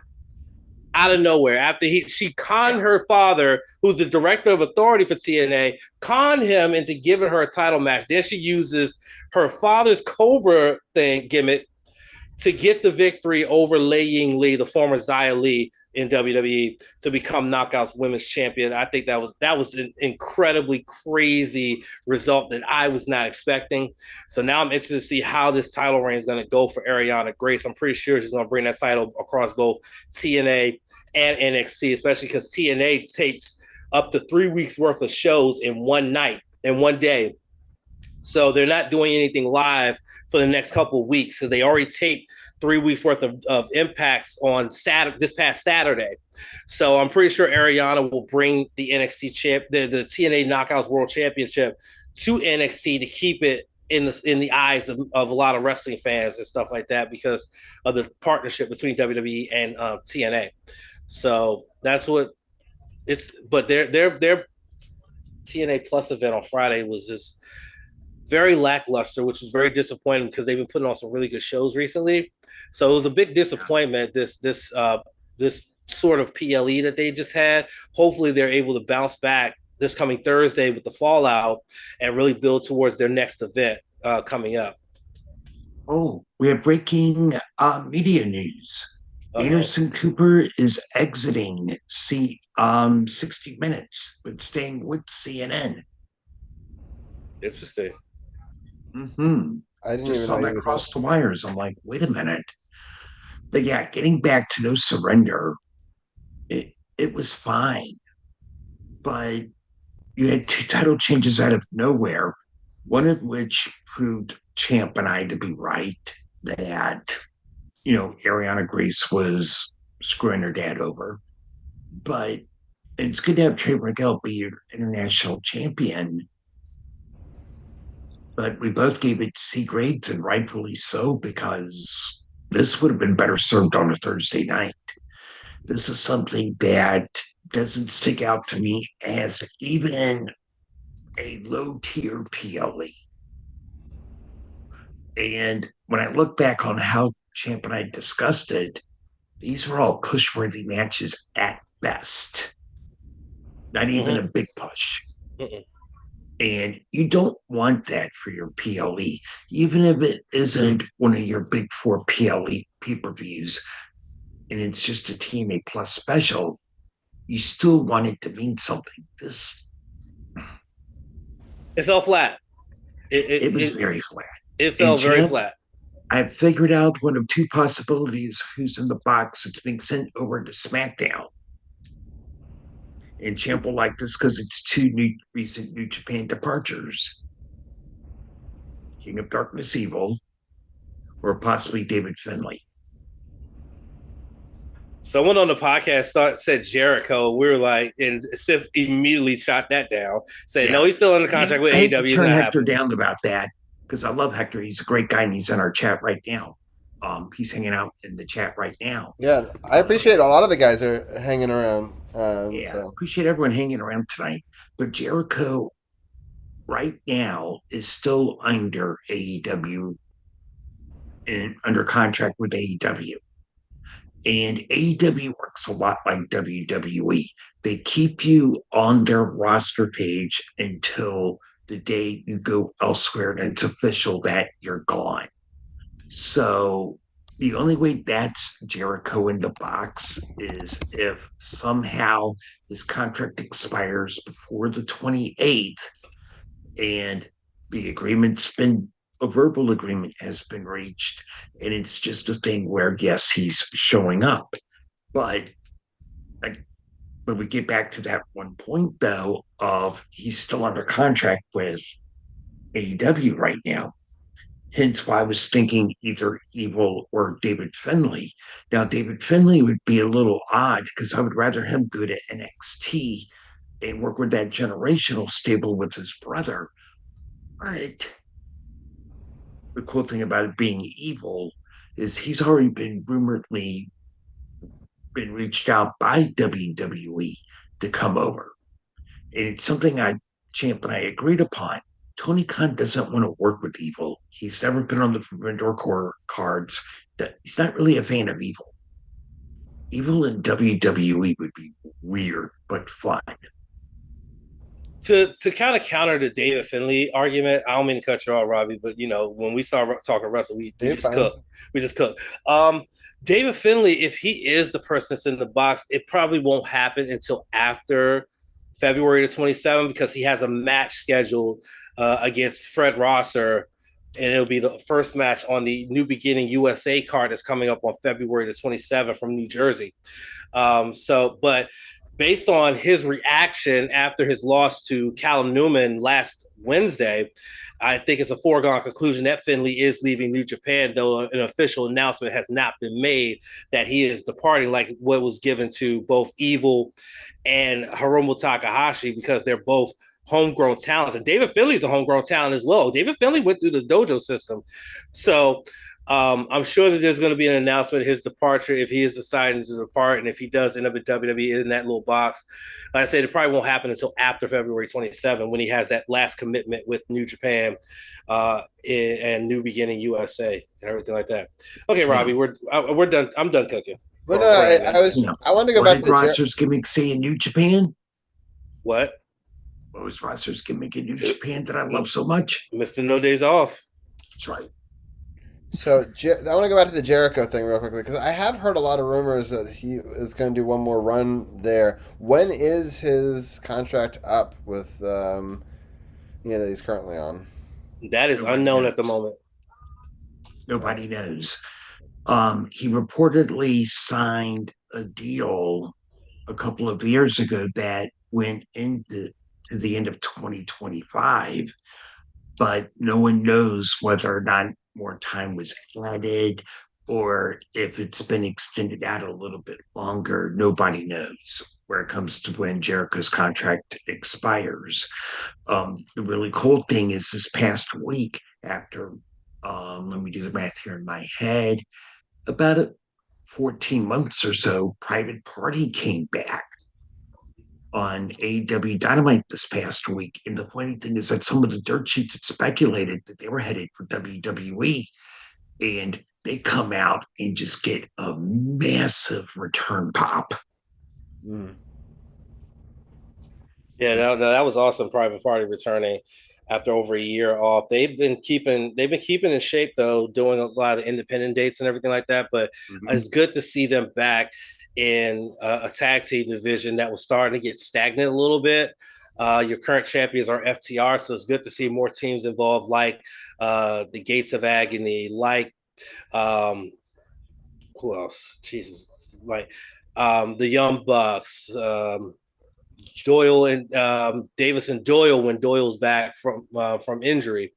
You have a lot of tag teams that are starting to really emerge in AEW. And the crazy thing was AEW was essentially known for their tag team division. Like the tag team division started off really strong when they first started doing shows back in 2019.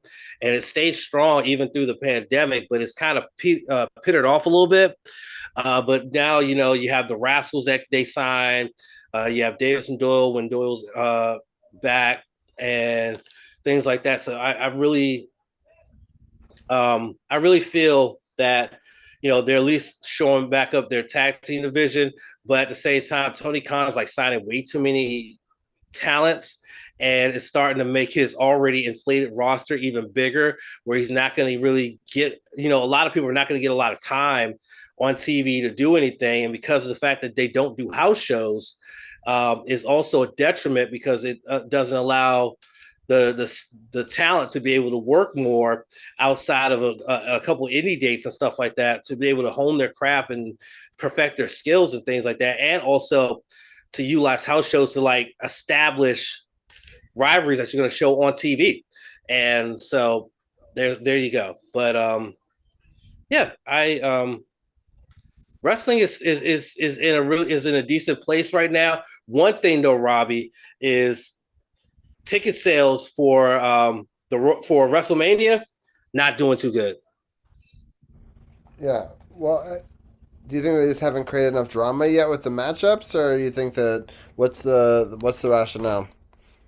Sip, you could talk to him about that. Go ahead, tell him what the problem is. The tickets are just very overpriced, and it also doesn't help that in Las Vegas they're having a big issue with tourism as far as the casinos are concerned. I read an article earlier this past week. The Luxor is not the casino it was 10, 20 years ago.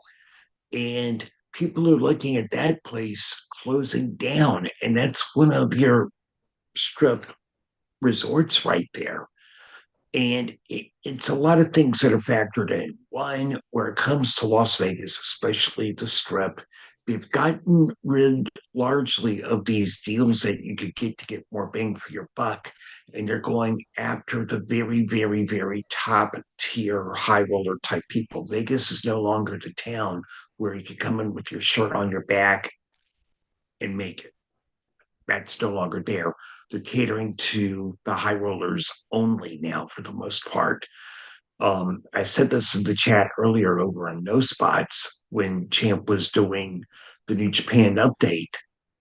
The buffets that usually you get good bang for your buck in Vegas with the buffets. Now people are either going down I-15 down to the state line with California out there on the border of California on I-15 heading down towards San Bernardino, or they're going about an hour and a half, 2 hours over to Laughlin near Arizona for buffets, because the buffets are either obscenely priced, one, or two, it's gotten to a point where you're going to different restaurants and just paying an arm and a leg for food. They get you with parking deck fees if you have a rental car, or if you're a local and you're not taking Uber or Lyft. They hit you with parking fees. They hit you with resort fees, local taxes. It's just expensive as hell. And then you get to WrestleMania, where the tickets are just obscenely priced. They had a sale this weekend that goes off, I believe, at 3 p.m., 3 a.m. Eastern time for President's Day weekend, because ticket prices have just been set. It's gotten to a point also where if you're within 50 miles of Las Vegas and you have a license to have a watch party at one of these hotels or resorts, they're saying you can't do it now.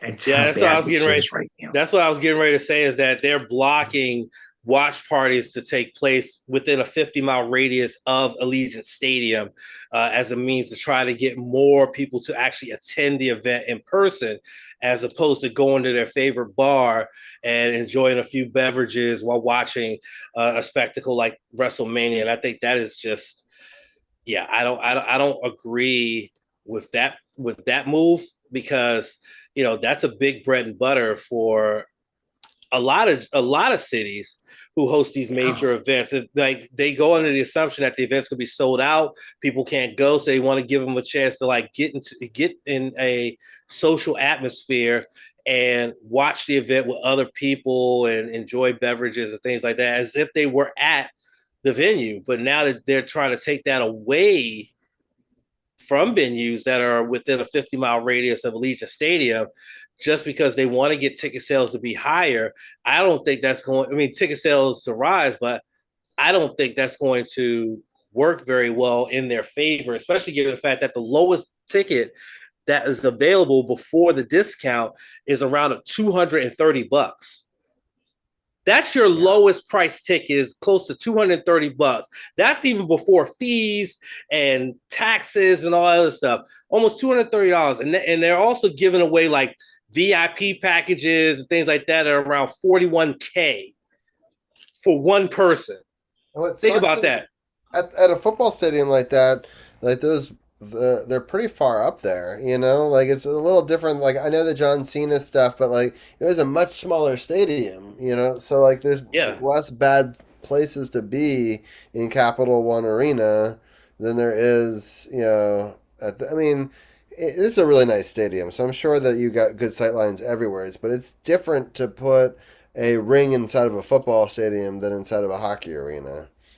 Yeah, exactly. And but still, the fact that I think the nosebleeds are going for almost $230, and as tall of a stadium as that is, like you're paying close to $300 or more, depending on how many people are going, to sit all the way up at the top and have to rely on the TV on the big screen to see what's going on, because you're so far up you can't really see what's going on, or you have to have binoculars.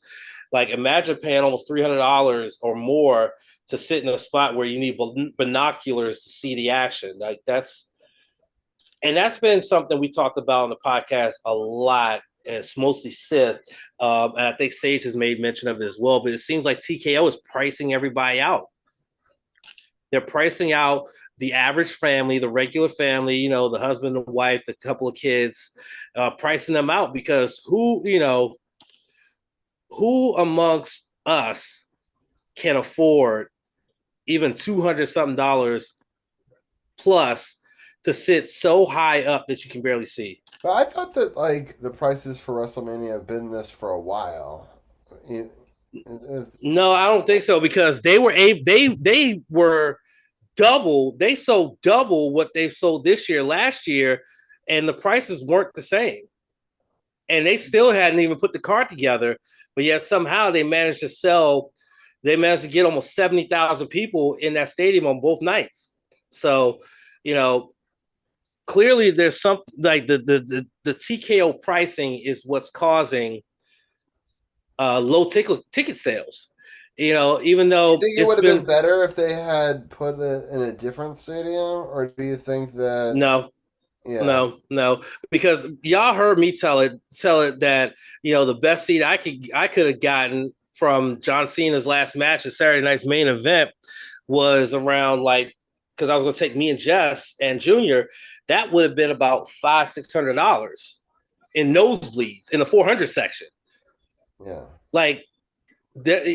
regardless of the venue, those prices are going to be damn near astronomically high because of the fact that TKO, who also runs UFC, they're all about the big money events and the big money draws and the big money gates and everything like that. There's a reason why John Cena's last match was the highest grossing event in WWE history, is because the tickets were so fucking expensive. But it's also supply and demand a little bit. Like a 80,000 person stadium versus 17,000, you're gonna charge more for those. I wonder what a random Raw, at let's say Philadelphia last week or whatever, that are those crazy priced out too, or is it was that Let's just speak on that because back right after, I want to say it was the Raw after WrestlePalooza, they had a Raw in Raleigh, and nosebleed seats were going for $75 a pop before you even added in the taxes and the fees down there in Raleigh. And then as you went down, of course, more expensive.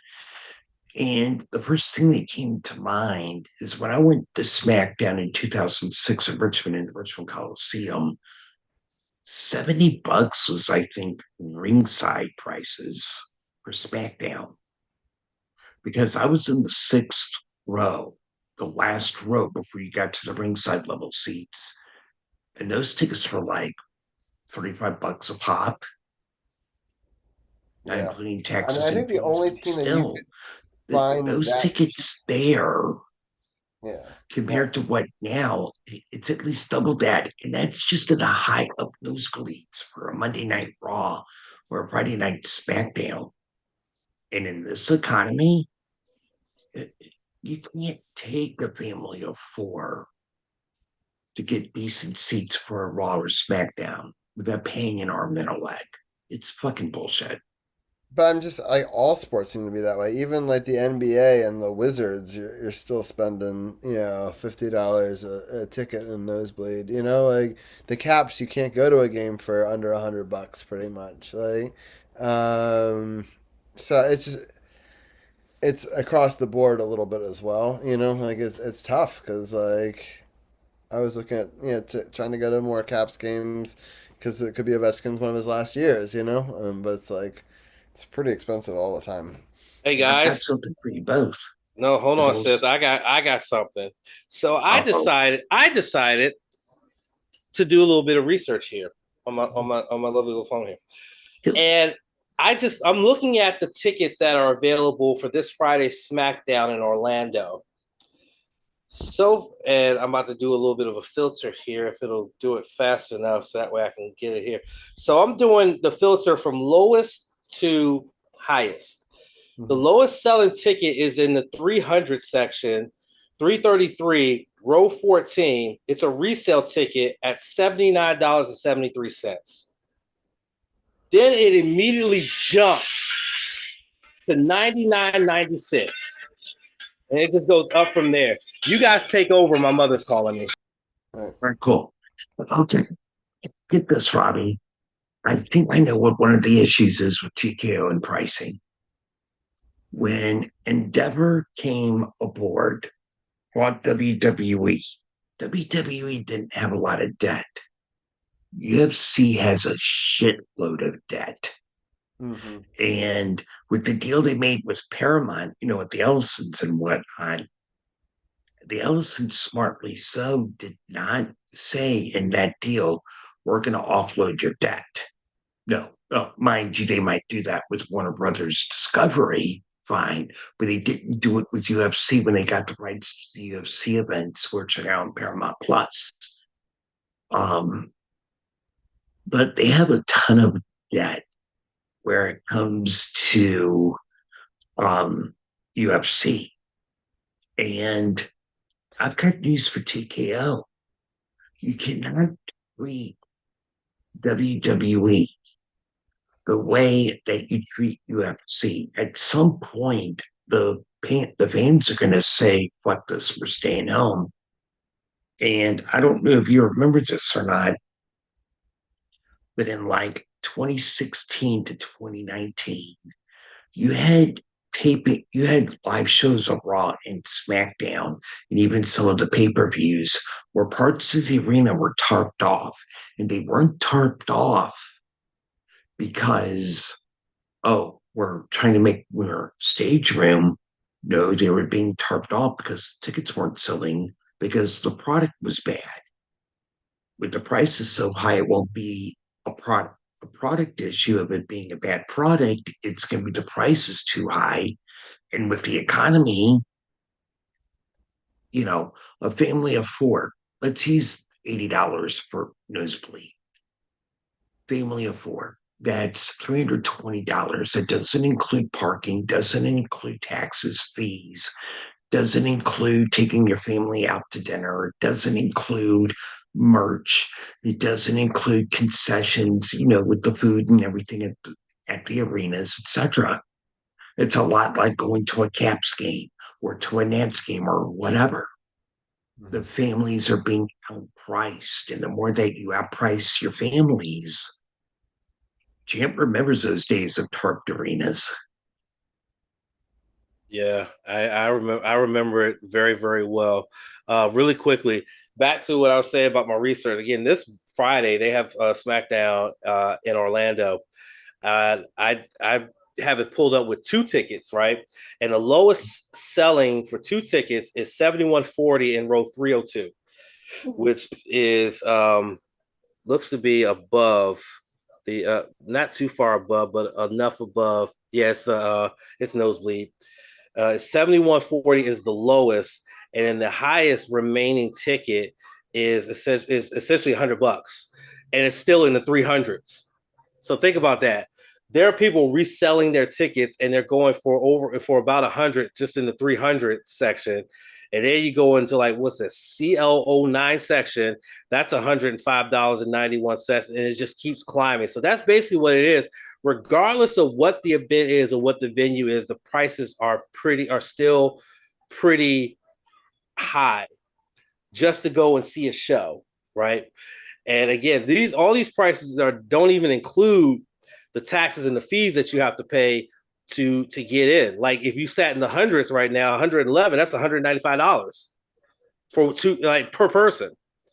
And it just keeps going up. The closer you get to the event, to the floor, the higher it gets. There's even a 300 section here, 303, that's being resold for $264. So this is what we mean, Robbie, when we say that TKO is essentially priced out the average fan, because you can't go to a show without paying close, like at least paying over $100 or more for your family before you even go through anything else. And it's really sad that this is the state of affairs that we're dealing with wrestling. And that's why ticket sales are not doing very well with WrestleMania. Even though WrestleMania is the biggest show of the year for WWE, their ticket sales have been struggling because they're too high, period. Plus, there's a lot of resentment over the fact that New Orleans was supposed to have WrestleMania this year, but because of the success they had in Vegas, they decided to go back. So there might be a bit of resentment there in the fact that it's not happening at the Caesar Superdome in New Orleans this year. Instead, it's happening again at Allegiant Stadium. And then they're going over to Saudi Arabia next year for this event. So there's, like I said, it could be TKO pricing people out, and there's also could be some resentment over the fact that this event is not going to be in New Orleans like they originally had planned, and they're going over to Saudi Arabia next year for that PLE. And so Yeah, it's rough. It's rough. The on-screen product has been pretty good, but the off-screen stuff has been pretty rough. Yeah. And something that I said to Champ on No Spots back when they moved it from WrestleMania this year to Vegas, back to Vegas and screwed New Orleans, all that song and dance of having The Rock show up, make that announcement, and now all they're getting is Money in the Bank. It's insane. It's absolutely insane. That would be a lot like promising the new stadium being built and say WWE says, okay, when this new stadium's built, we're going to bring the Royal Rumble back to DC at this new stadium. And then saying, forget DC, we'll give y'all something else at some point. We're going to move Money in the Bank. We're going to send it back to LA. That's what it's like. And I don't blame the people of New Orleans or the average fan for being resentful about it, because this is just a power move, for money. And it's like what I said about UFC. WWE didn't have a lot of debt when Endeavor bought them, when Vince sold the company to Endeavor. But UFC has a ton of debt. And they need to take a lesson from UFC. They're not getting the crowds as much as they should for a big UFC night either. They should take note that Robbie can't take his family as much as he wants to a Caps game or to a Nats game. Champ and I, we can't figure out a time for Champ, Donnie, myself, Robbie, C4 to go to a Raw or a SmackDown because of the logistics of trying to get everyone together, get seats, whole 9 yards. It's a cluster. It's a clusterfuck. And it's because AEW isn't outpricing the consumer. WWE is.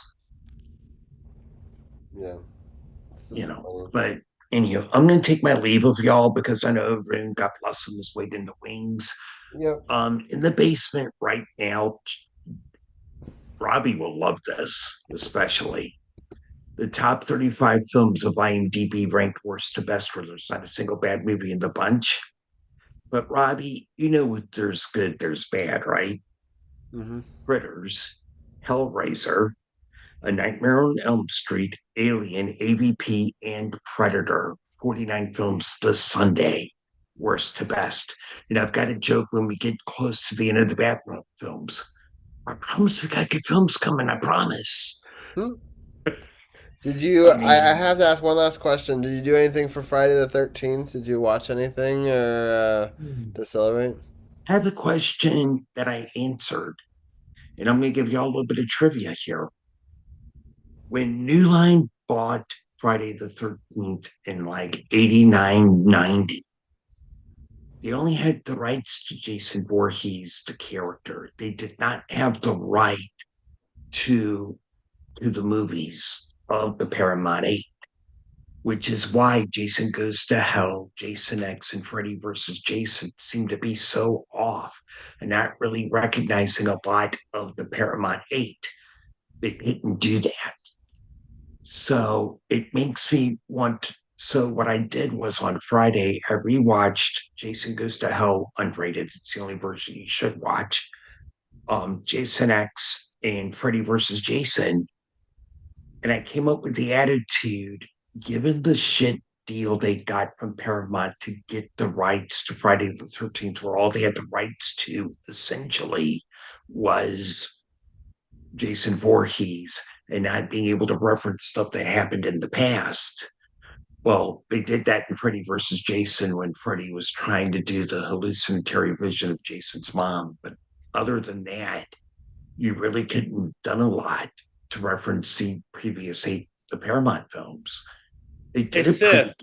It says, speaking of media and stuff like that, we forgot to cover on the podcast about the latest update in the bidding war of WBD and everybody. We need to talk about that. Yeah, Sunday we'll do that definitely, but I'm going to give y'all something right now where it comes to that deal that Champ brought up.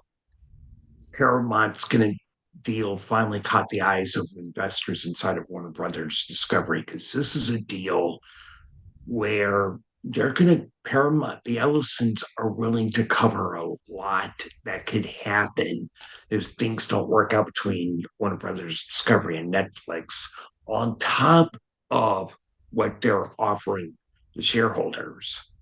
And now the shareholders are pulling David Zaslav aside and telling him, hey, we want to listen to this deal here. We may not want to go with Netflix. I mean, I can get why Zaslav wants Netflix, because he wants to spin the networks off into a different branding. But Zaslav, just like any other studio head, he has to listen to the shareholders. And if the shareholders say, no, sell the entire company to Paramount Skydance, to the Ellison family, then you have to do what your bosses tell you to do. It's like what I've told people.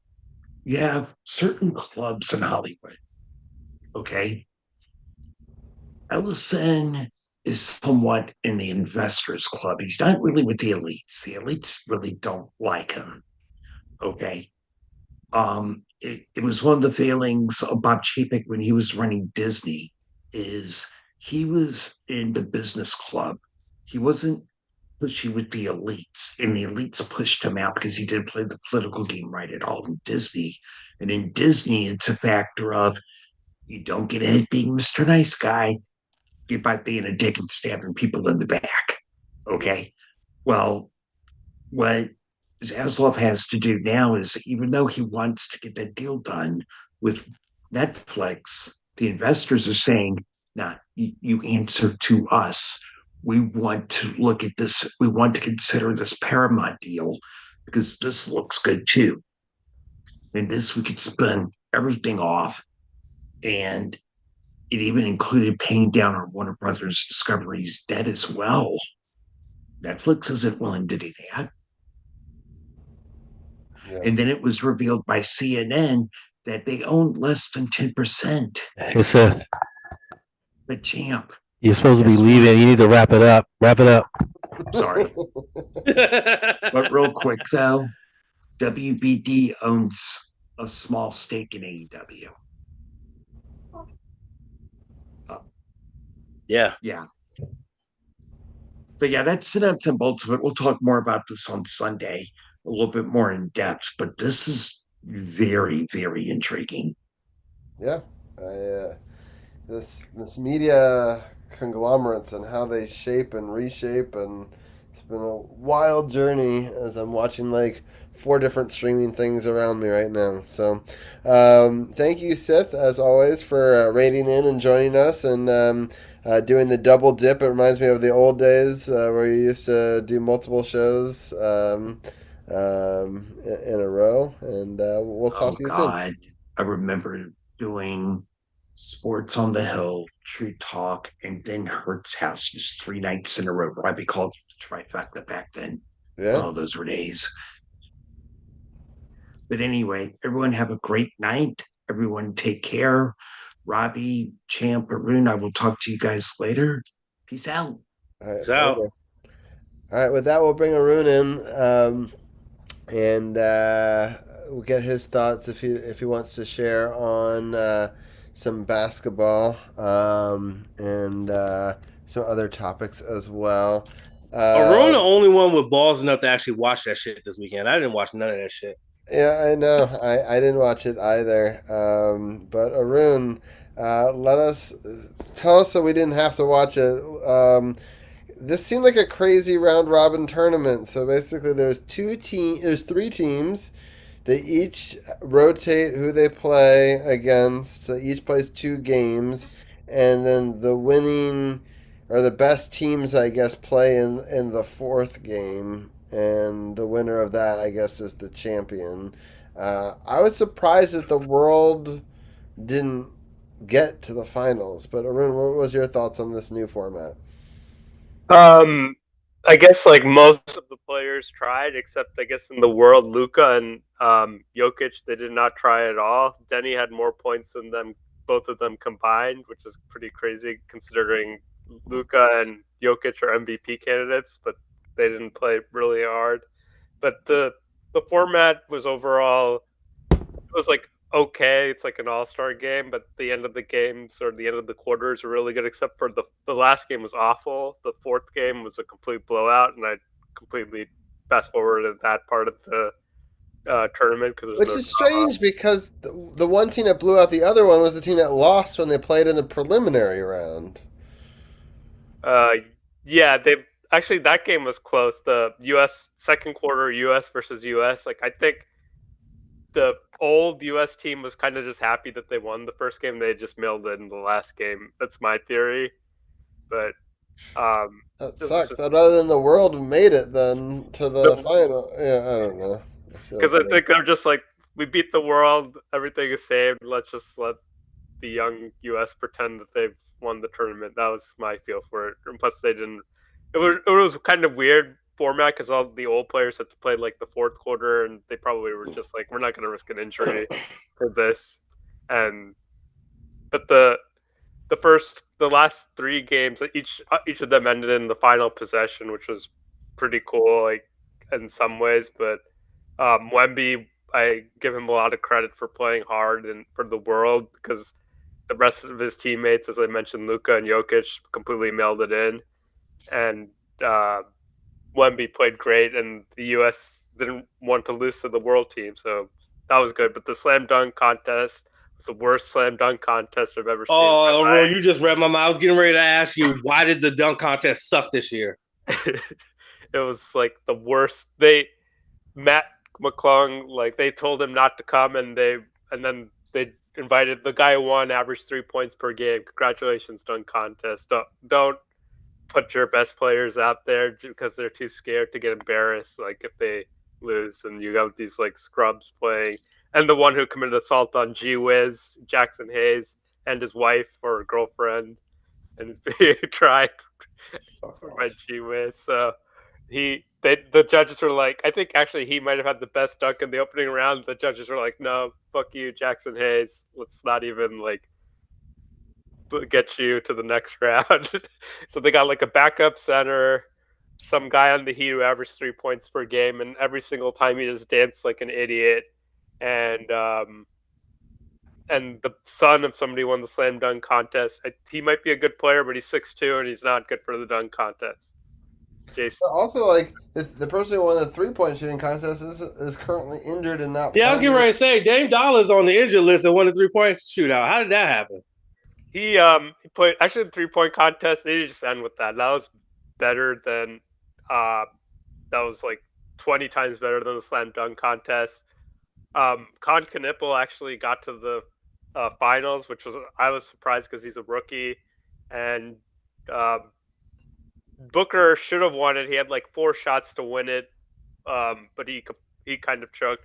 And I thought he wasn't going to win because I think he was only a 31% 3-point shooter. It was bizarre that he was kind of in the contest, but he had the best score after round 1, and he was kind of going to put me to shame for thinking like, oh, he shouldn't even be in the contest, but he kind of choked at the end and missed his final 4 shots. I think Dame Lillard, I think he won the 3-point contest last year, and it isn't actually the first time that's happened. There was a player who got waived, or they wouldn't let him play because he was like protesting the Gulf War, so they wouldn't let him sign with the team, but he got to participate in the 3-point contest. I forget his name. And I think Tim Legler, he had won and he barely played, but he had won the year before, and he got to the finals of the 3-point contest. And so it was actually the high point of the contest, and even the shooting stars was better than the dunk contest, which is probably the first time I can remember that, because but even that was awful. Actually, it wasn't good at all, but it was still better than the dunk contest. So essentially, All-Star Weekend was ass. Well, the game was better, but the fourth quarter was not. But the the Saturday night, the dunk contest was the worst ever. The Rising Stars competition was okay. That was the weird that we saw the Wizards get to play. Like Keyshawn George's team ended up winning, and those games are a little bit dramatic. Although it was weird because the final game they did decide only by 1 point. It was kind of anticlimactic, which just went to the free throw line. But those games were kind of good. But I don't know, like there was no Alex R in this game, and it was just a little bit. I think maybe they should just end that. They should just get rid of the dunk contest and put the Rising Stars, feature that more instead of the dunk contest, where even like the 7th best player in the Rising Stars game on the G League is better than anybody in the dunk contest. Yeah, I'm watching this crazy curling match between USA and Italy, and Italy had set up such a great defense, but US with their last throw just got right in the middle there, and so Italy will have one final throw here, but it's been a really great match. Yeah. No cheating. No cheating in this one. No cheating in this one. Well, yeah, because not the Canadians, it's the Italians and Americans. Yeah. Yeah. So I'm so curious what Italy is going to do here with this last one. Right now they've got 3 on the back end, so they don't want to try and knock one of their own out. Sorry, I'm catching a Pokemon real quick.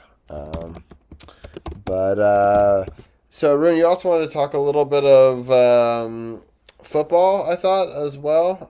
Yeah, I didn't really touch on the Super Bowl. I guess I missed it, but it was just weird that people are saying like Drake May is significantly better than Jaden Daniels. I think it's like pretty close to even. I think Drake May kind of sucked last week, so if we're doing recency bias, we'll have Jaden Daniels ahead of Drake May for now. What do you think, champ? I can't really say because they both only had 2 seasons so far. Yes, Jaden had an injury-riddled sophomore season, whereas Drake May was literally a couple votes away from being named NFL MVP and played in the Super Bowl. So, you can look at that and you can easily make the argument that, yes, Drake May is better than Jaden Daniels. But again, we've only gotten 2 years of sample size of both of these quarterbacks. We don't know what they're capable of yet, really. We're only scratching the surface of how good these two can be. And if Jaden can have a healthy 2026 season and get, some weapons around him alongside Terry McLaurin, since Debo looks like he's gone, and Tyreek Hill's going to be on the market because he's about to get released he's getting released by the Dolphins. You add a couple more pieces to that puzzle, and I think you're going to see who is the better of the two. Right now, Drake May does have the slight edge, and I mean very, very slight. But I think that once Jaden comes back fully healthy and he has a full healthy regular season, I think that we'll see who's really the better quarterback out of the two. Yeah. Arun, was there anything else you want to talk about with the Commanders as well, with any of the recent news, or was that it? That's pretty much like it. I guess like I heard Kingsbury, like Jaden Daniels might be upset about it, but I don't know if that just might be the rumorville talking, like, and especially since it's the national news, but it's definitely something to monitor how the new offensive coordinator Blow, I think that's how you say his name, plays out. But if Daniels is upset about Kingsbury leaving, that's a little bit odd, but we'll see how the new offensive coordinator, they probably did it for a reason, because I think maybe he was taking a lot of punishment, doing a lot of running plays, and maybe they want him to run a more pro-style offense. So we'll see how that plays out. Yeah, it'll be interesting. Sure. I can't wait for the defenders, though. Yeah, that'll be exciting. That's actually a good segue. I'm wearing my District of Champions merch. It did come in, so if people want to go check it out, it's similar to the old style, which was this right here, but we have added the 2 football champions in there, as well as the Season X logo right down here. So yeah, I'm excited. So if you want to get merchandise to celebrate their championship, go check out on SportsOTHP.com. You can click on the apparel button and go get this. And right now, if you use the code Season X, means that you've gotten this far into the podcast, and as a little reward, you can get $5 off right now on it. So that'll be good until the end of season 10. So go check that out. And thank you for all the loyal listeners, for the people that stayed at the end of the show, are obviously the people that work on the show. I appreciate you guys as well. And the hoodie is actually coming next week, so I'm hoping to rep that one on next week's show. I got the red hoodie as well. It only took 2 weeks to get here, so that's great. Arun, have you been watching any of the Olympics? Just like some random stuff, like the U.S. women's hockey team blowing out Sweden, and my nephew was watching the greatest crashes so far of the Olympics on Peacock. He watched that 4 times in a row. And the curling controversy, I saw the replay, but I haven't really followed the figure skating controversy, and I don't know, I haven't caught up on everything, just random tidbits. I wanted to celebrate one thing real quickly with you guys before the end of the show. I was able to go back through and find all of the different episodes that we talked about Olympics over the years, because I just thought that was kind of cool. So in the very first season that we did this show, Arun was a part of that. On episode 14 through 16, we actually talked about the Nats trade deadline, and the Redskins, because they were the Redskins at the time, right? And Olympic action. So there was 3 episodes that first season. We talked about the Rio summer ones. Unfortunately, Blog Talk and the old Facebook Live videos of those have disappeared forever. And then we also had the Pyeongchang Winter Olympics in 2018, and the same thing happened. I have links to the descriptions of what we talked about from February 9th to the 25th. So that was episodes 88 to 90 of the show. And then there was the Tokyo Summer Olympics in 2020, but because of COVID, it didn't happen until 2021. And that was the first one we got to do on Twitch, and also our live streamed.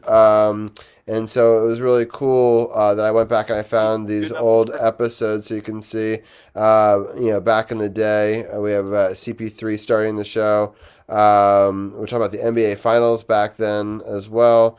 We have Tim, showing up in the Olympic coverage. We also talked about the medal count. And then we can see Arun was there on that one as well. So people can go and they can find all of these on sportsothp.com. I created a little page showcasing all the different Olympics. In the next episode, we had Big Hurt right there, and we got Arun also. Dog, I guess, too. Yeah. that was your thing back in the day, is always having that dog. So back then we had our old graphics. We had the Leon Lounge joining us to talk about. I don't even think I was even on this. What the hell? Yeah, I don't think you were even on the show back then. 4 years ago? I'm not. Or maybe he started there for Wizards, and I don't remember. Or he was there for some Commanders stuff too. Yeah, you did some stuff, but you definitely weren't the co-host until, like, for the full time, until like CP3 started to phase out a little bit, So, and then this is the 3rd episode. So you had Davies eating a sandwich as part of that, and the Leon Lounge, and Tim and Arun as well. So that was cool. And then so that was Tokyo, and then in Beijing. So anyway, those are episodes 234 to 236, and then the 4th to 20th in 2022, which not that long after, right? Because it was delayed a year, so it was only like basically a year between Olympics. And so we had 3 more episodes there. There's Stewart the Modfather that we saw earlier. We had Davey as well. and this is what we're talking about, the naming of the commanders, champ. So that's why we had the funny graphic, because I had Cobra Commander back then. Anyways, we had Davey and the Modfather talking Olympics with me. And then after that... He was there. Yeah. Champ was there in the Wizards coverage. Oh, was he? Oh, yeah. Maybe. Oh, back when the Wizards actually were decent before they became the dumpster fire that they are now. Holy shit! Oh yeah, there you are. Look, there I am. Yeah, that's true. Oh, back when I actually had a headboard. Holy fuck! There you go. And then we also had, for Valentine's Day, we had Josh on talking about Team Canada's point of view as well when we were raising money for the Variety charity, as well as we had Davey and Stewart on that one as well. So that was a cool episode back there in the Beijing one. And then Paris, so that was episodes 259 and 261. Then the 300s, we had the Paris. For that, it was actually during the summer when we were during our hiatus, and so we came back and just did a 2-episode special for the Olympics. Usually we do 3 episodes, but since we weren't covering anyway, so in that one we actually had Jenaya and Davey. We have Gil with a hat. We had Anna as well. Celebrating. France. There we got Champ there with Davey as well. And so that was great. And then the last episode that we did before this year was this one. And that one we did wrestling with Casey. Remember, Champ? Yeah, so that was cool. Yeah, that's right. Yeah. Casey is awesome. Yeah, and then we had Gil and we had Davey on that one as well. So lots of great stuff. And it's been fun to be able to cover it. And I will obviously, last week's episode, I will add this week, and next week's episode will be the conclusion of our Olympic special. But I just wanted to go down memory lane. I thought it was really kind of fun to talk about 10 years of Olympic coverage, because it's not kind of a one-off. People are like, oh, you're DC Sports, but we are. But I do love covering the Olympics, and it's really fun to have Canadians on the show, and get their opinion and talk a little international sports as well. So I just wanted to go through that a little bit as well. Arun, any other topics you wanted to talk about tonight? No, hopefully we can get some RG3 past archive, especially the first one would be good when Carol was not very appreciative of RG3. those would be like... I could dig that out. We have, if anyone wants to check some of the earlier video files, we definitely...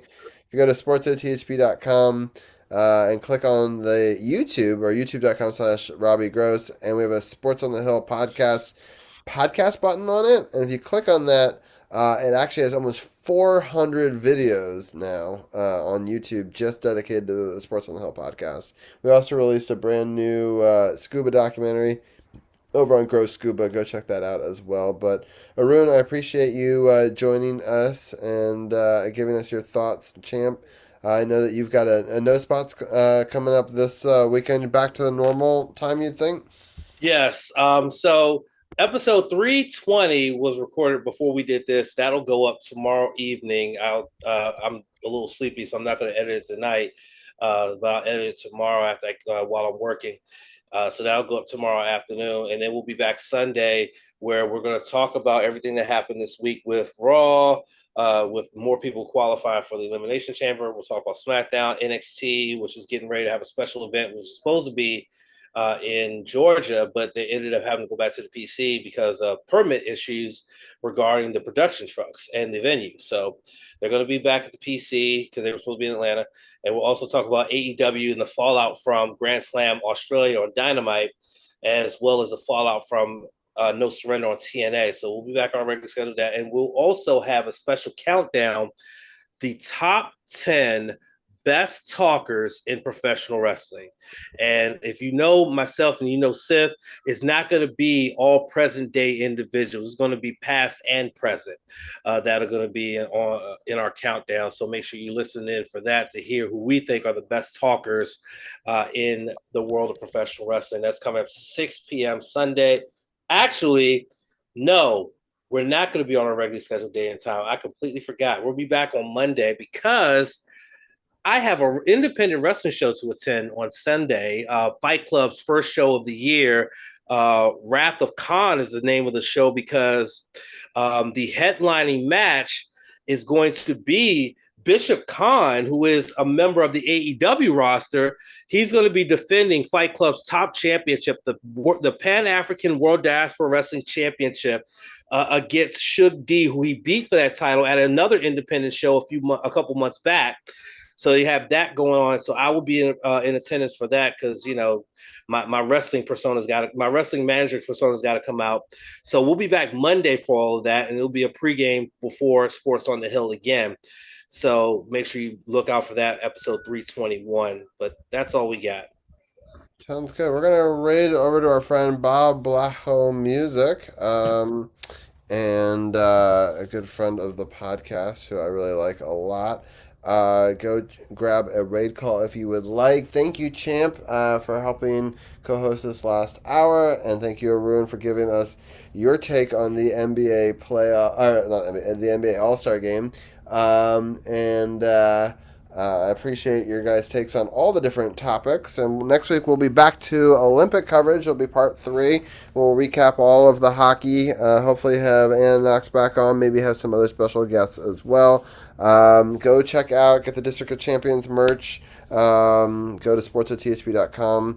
Click and get all the latest videos and podcasts and all that sort of stuff over there, merch and links. Go check out the No Spots podcast, check out the Powerplay Point podcast, check out the Jenaya's Jenaya Talks Caps. Talks Caps podcast as well. Thank you everyone for tuning in to our Olympic coverage. We'll be back next week. I will probably do a pop-up stream on Wednesday doing some video editing, maybe talk a little more Olympics as well. And go Team US, go Team Canada, and we'll talk to you guys next week. Kokigenyo, sayonara.